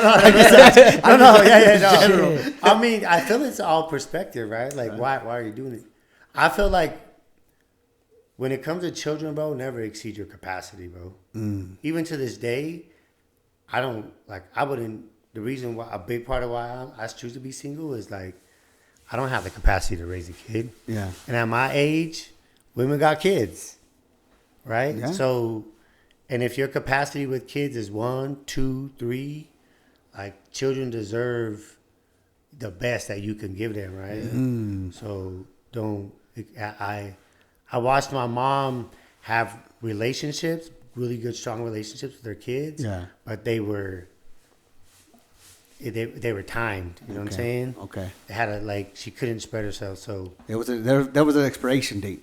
well, not an expiration, but she could only give like a certain amount of time to each child, right? Oh, there's only so much time in a day. I see what you're saying. That she could give to each child, and it's like I feel children need more Attention. Well, yeah. I agree with that. I mean, I have 3 kids, and sometimes I'm like, I want another one, and my wife's like, I do too, but are we gonna have time for all of them? You know, like right now, my daughter plays basketball, my other one plays soccer, and my boys boxing. So we have to have time for all of them, be there for their events and all that. And if we have another one, that's spreading ourselves thin. So yeah, I definitely agree with that. Like we need to be there, have time for each of them. So yeah, I think like historically, like we especially as Mexicans or Latinos, we have big families because at some point we had to take care of the parents, right? Oh yeah. So it was less of a burden on 8 or 9 children, but it's changing now, and we've experienced some kind of the way we were raised is a little bit different than how we need to function in the United States, right? So like having time for your kids, like kids here need more attention because there's a lot more distraction. Oh yeah. You know what I'm saying? Yeah. Like back when our parents were growing up or when we were kids, like. Well, I mean, one of my cousins, we had him on. He said that, like he wishes back in the day when he was younger that there was no idle time for him. That he was always busy because as soon as there was idle time, that's when he got in trouble. Yeah. You know what I'm saying? So yeah, you're right. Like kids need to be busy. They need attention, like a whole lot. And yeah, bro, it's very true. It's very true, and it's expensive. It's expensive nowadays. Like, yeah, man. Did you play? Can I borrow some money, dog? Did you play any sports growing up? Yeah, baseball, bro. Baseball? Oh, yeah. I actually went to the U to play baseball. I went to prison before I got, like 3 For months. real? Yeah. Should we go right there in Sorensen Park, bro, in the hood in Fort South, and I think it's like Poplar Grove now, but it used to be the West Side back then. What was your position? Shortstop or second. Damn. And you were gonna play for the U? Yeah. My guy. That would've was been- the that would've story. been dope. There was me. There was JD Stevens who fucking had a draw with Mayweather at the fucking Nationals. Oh, he was out of the West Side. Tyrone was out of the West Side. But we all was the same age. Osimo, he just got he killed the dude at Triad Center, which is like by the Delta Center now. He just got drafted. Oh, we had West and East High was putting out athletes, bro. Damn. And you could have been one of them, my guy. But that whole shit just That came was out. yeah. No, you know what? I had a lot. I'll tell you this. God has shown me that he had favor on me a lot of times, bro. But I would never trade it, bro. I shouldn't, yeah. I'm doing stuff that I never ever. Me and some of the homies, like the day ones and Mesa, we will sit there and be like, we're fucking going into Decker Lake, bro. Like, we're felons, bro. And they go in there. Like, the homie Dan's got Dickies on. We got this shit. They got this, like, this is the day one shirt. Like, Okay. Day one. but, dude, we go in there and we just have impact, bro. The kids is like, so. Yeah, because they could relate, bro. Yeah. Most For def. me, if I had to be the sacrifice, bro, like, I could never be more grateful. Like, there's the Raw Wade song. I already won, bro. Like, I remember this last time being in prison. I just like, my mom just had a stroke, and I was like, God, if you just let me be at home to take care of my mom, bro, like, That's it. yeah. And I've been I take care of her, and so now for me, it's just like giving back to whoever, bro. Like, whatever I got, bro, I hurry up quick and run back to the hood and be like, yo, I got this game, I got like whatever it is. So That's I just dope, try to bro. see how high I could take it, bro. Like, not for me, but to show like an example. Yeah. Like, if I could go this far, bro, like You could you too. can take it farther, bro. I just gave you the blueprint I gave you the blueprint this far. Now you can expedite that, and you should be give him the baton, and that's your turn. You should be running it up, bro. That's what's up, bro. So now I'm ready to just sit back and hopefully just watch motherfuckers shine, bro. Hey, bro. Hey, but you're gonna be there with them too, bro. With whoever, bro, because I think you put it in the work. You know what I'm saying, to get that done. So that's what's up, man. Man, bro, we're coming up to the an hour and a half, bro. Yeah, man. That was a good comment. Yeah, bro. Straight up. Yeah, it was. I was telling my brother, man. I was excited for this because, like, you know what I'm saying? I wanted to know your story. I wanted to get as much as we can information of what you're doing and what inspired you. And I'm glad we did that. I wish we did have more time, but this won't be the last time that we have you on.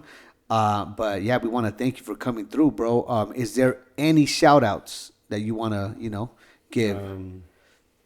Yeah, man. Of course, like my boy Mesa, he's opening the shop. Saturday, 1 to 3, free food. Everything went out. Some Lolos are going to be there. Hey. Merch. 1 to 3, you said? 1 to 5. 1 to 5, okay. Yeah, 1531. Okay. And then the day ones, bro, they're just putting in work. They're out there feeding the people that are unsheltered. Okay. They're paying for kids to go to school, get into sports. Hey. And just the city, bro. Like you guys, everybody else in the city, Dre Rocca, everybody that's just consistent, bro. That's what's up. There's a lot of people, man.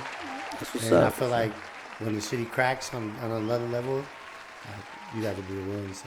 Thank you, man. Appreciate it. Now, one last question before you ask that. Okay, all right. I know you were around Benzino a few. Yeah. Was it last Saturday? This weekend, the weekend, right? Yeah. How was that, man? You know what, bro? It was dope. There's a lot of controversy with him right now. Yeah. But I just sat down, we smoked, and I was like, what is it?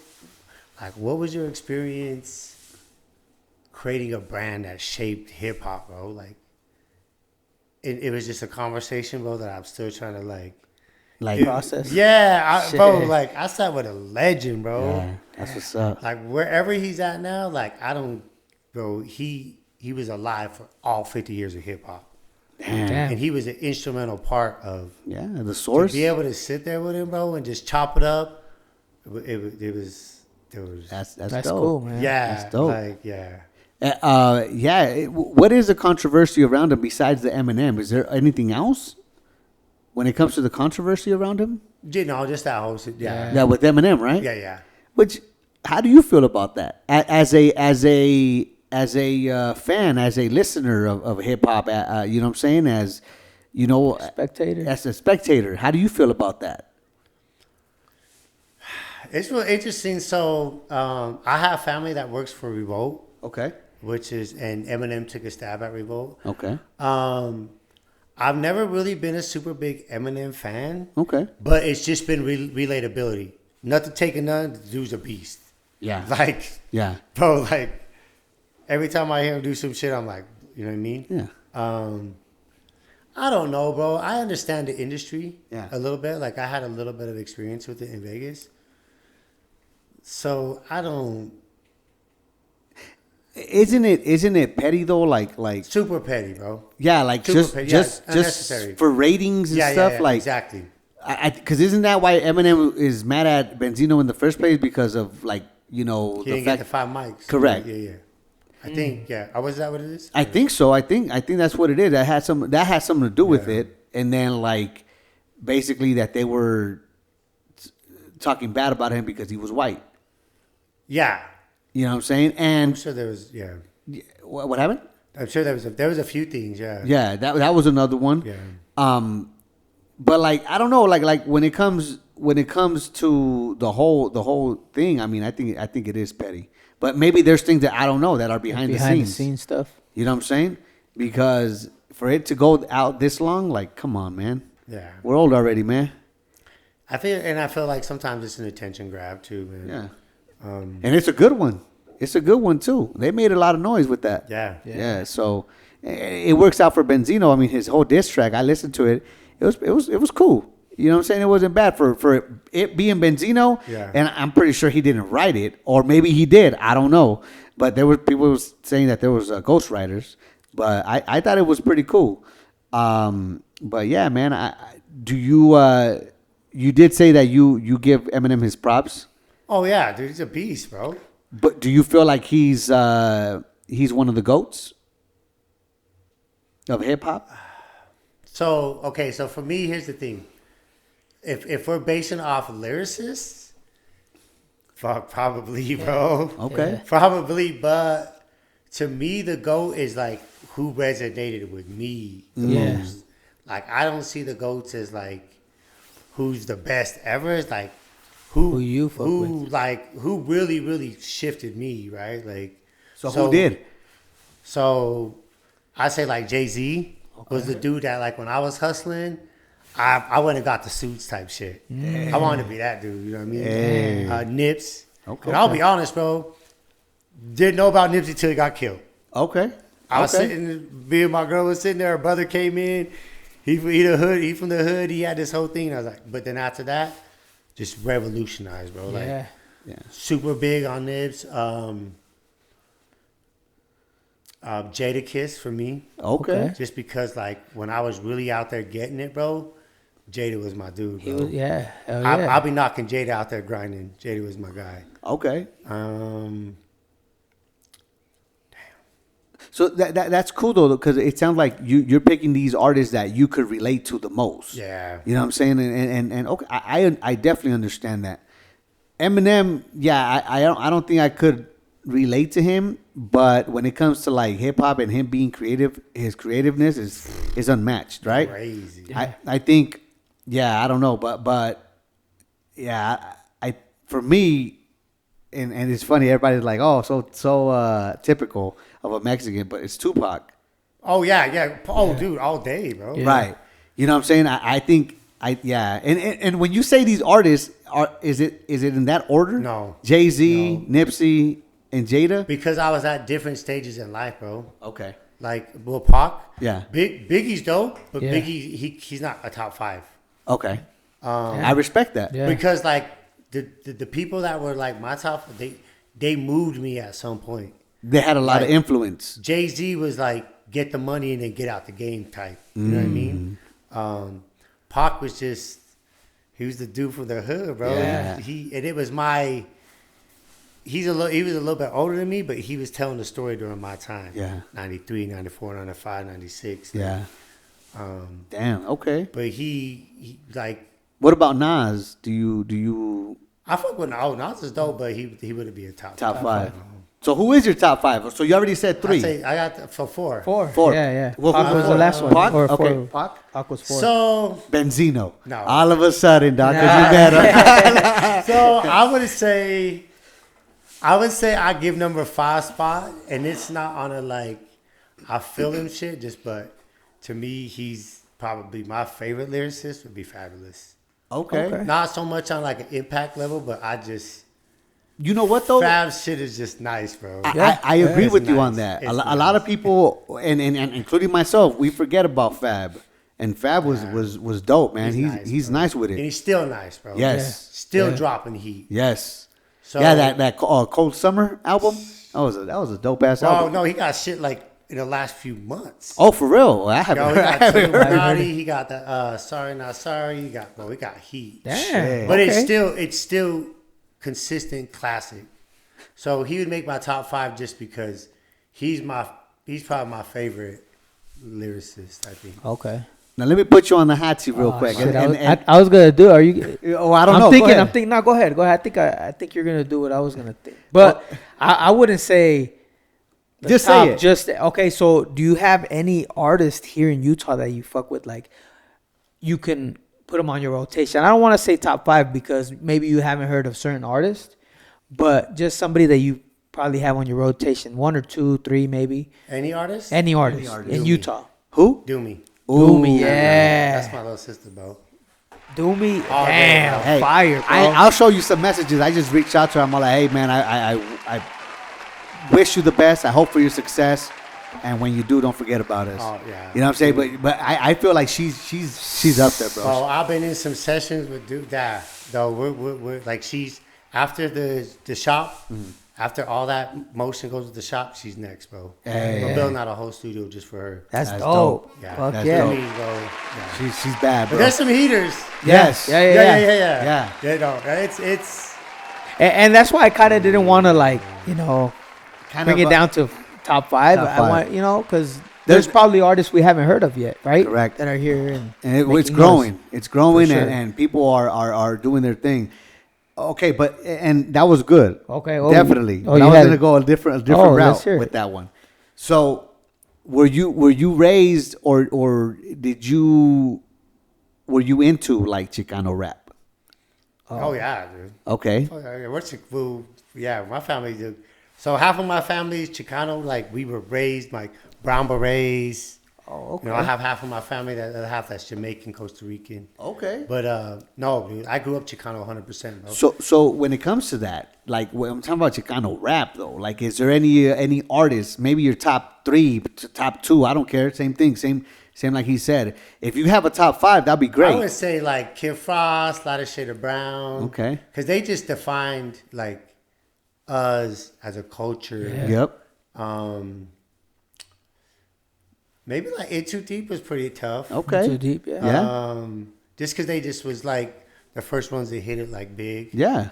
I agree with you. I don't know that I have. I think I have to think about top 5, but like Kid Frost he's a legend, bro. Like He's up there. He Hell grew yeah. up with our stuff. I never really did the like Capone. I was kind of like in a whole different space, but like I respect what they do.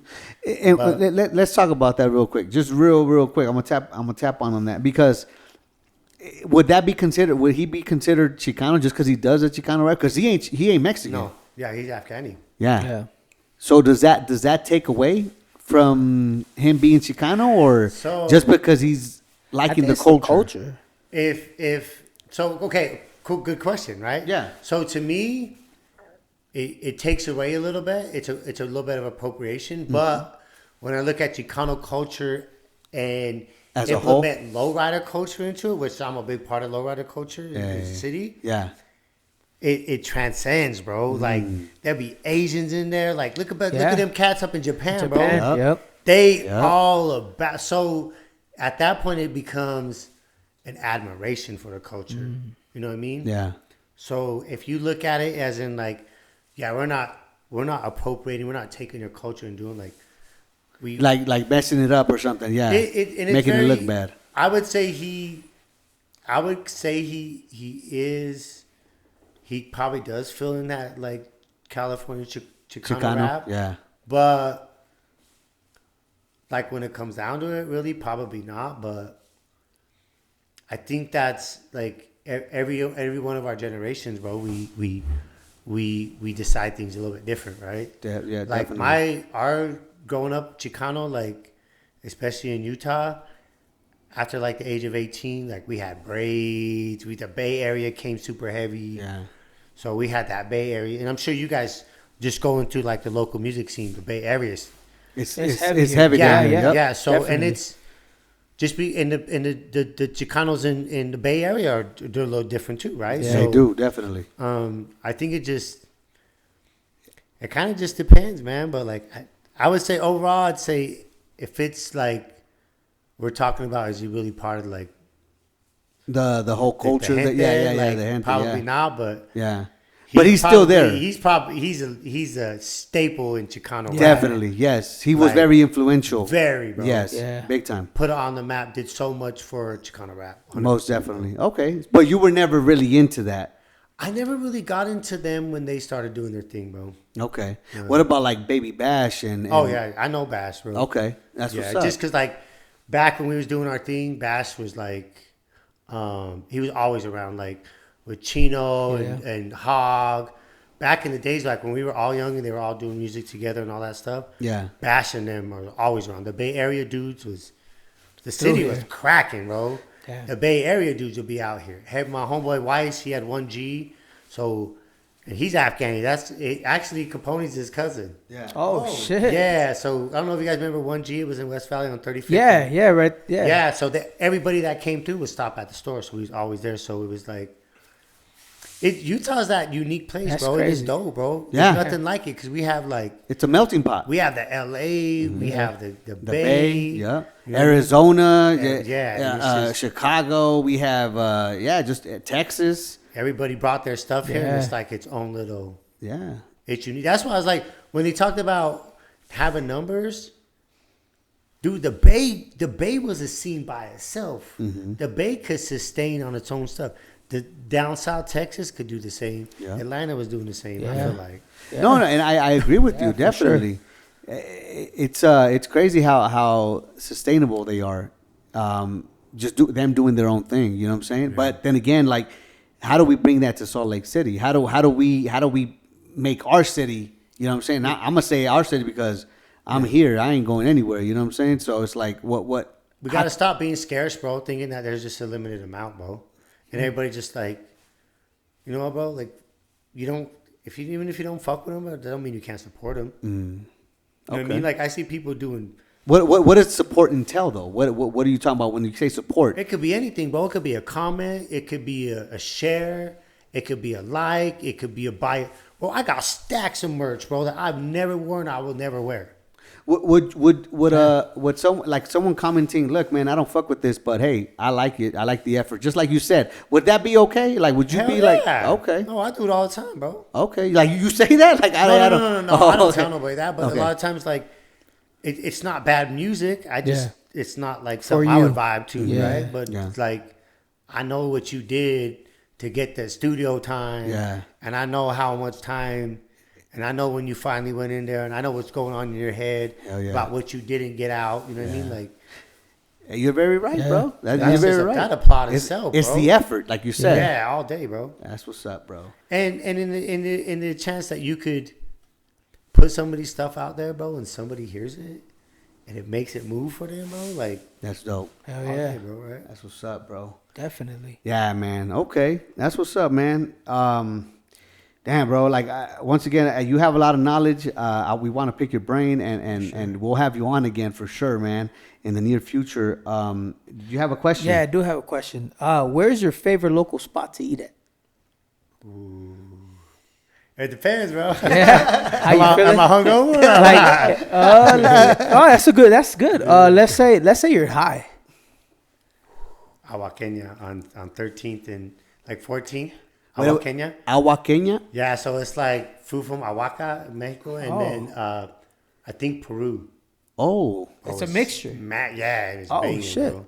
huh. But I just like pulling up. I support local, bro. Hell yeah. I do my best to spend as much money as I can back in Locally. local, bro. Nice. That's what's up. Okay, so Agua Kenya. Where's it found? It's on. So there's two of them, but the one I go to is on State Street and like maybe 14 South. Okay. Yeah. Okay. This dude smacks. Nice. But like brunch, probably it's called Cafe Niche on 8th East and 3rd South. Okay. Just because I know the dudes there and they'll hook me up fat on the mimosas. Hell like, yeah. let me just put enough in there to make it look like it's orange. So, Hell so yeah. what about you? Are you gonna get him in trouble? Nah. No, all right, cool. He's like, nah. So what about when you're hungover? Dude, pasó there, man. From Yeah. there's a spot on 17th South and West Temple. Okay. All right. It's really gentrified over there, but they've been there for years. Hey, Damn. that's really good, man. Like now we gotta ask those questions. When That's- you're high, that's good. hungover. Yeah. And- No, it's, Yeah. it's all different. Yeah. Yeah, because you get different taste buds and all that shit. Yeah, So yeah, hell yeah. yeah. What about after you've finished fucking? Like, what would you recommend? Shit, whatever she cooking. Hell yeah. That's a good answer. Hell Good answer, bro. Good answer. yeah. Hell yeah, bro. Is there anything that you feel like we missed out, at least for this time that you're here? Nah, man. Just I really just I feel really honestly like we all have something special, bro, that we can give back, bro. Find whatever way you can contribute to anybody, man. Most definitely. Sometimes just saying hi, bro. Like Yeah.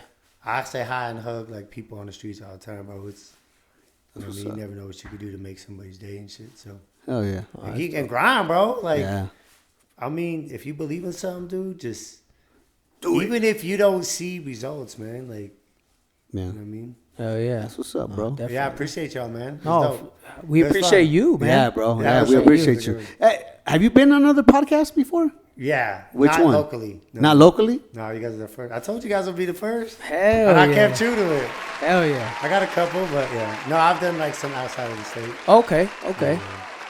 Oh, no, wait up. Oh, wow. Nope, not that one. Oh, okay. I'm We like, are what the you looking first. for? Yeah, We- hell yeah. Pop this cherry. He's all fun. All right, bro. No, but thank you for coming in, man. We appreciate your time. We appreciate you telling us your story, and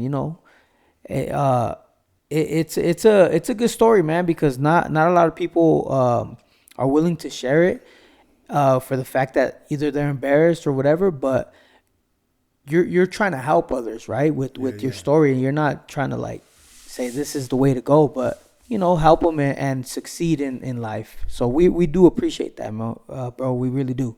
Thank you. Yeah, you Thank too, you. man. I appreciate y'all, man. Yeah, man. So yeah, we'll be back. We'll have you on for sure in the near future for sure. And I know you want to get your boys in here as well, right?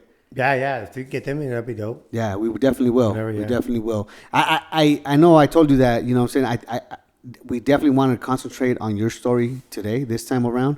But I'm glad we did, bro, because you know what I'm saying. It's always dope to like get that one-on-one with someone. You know what I'm saying, and I think it brings out the best out of people sometimes. So, yeah.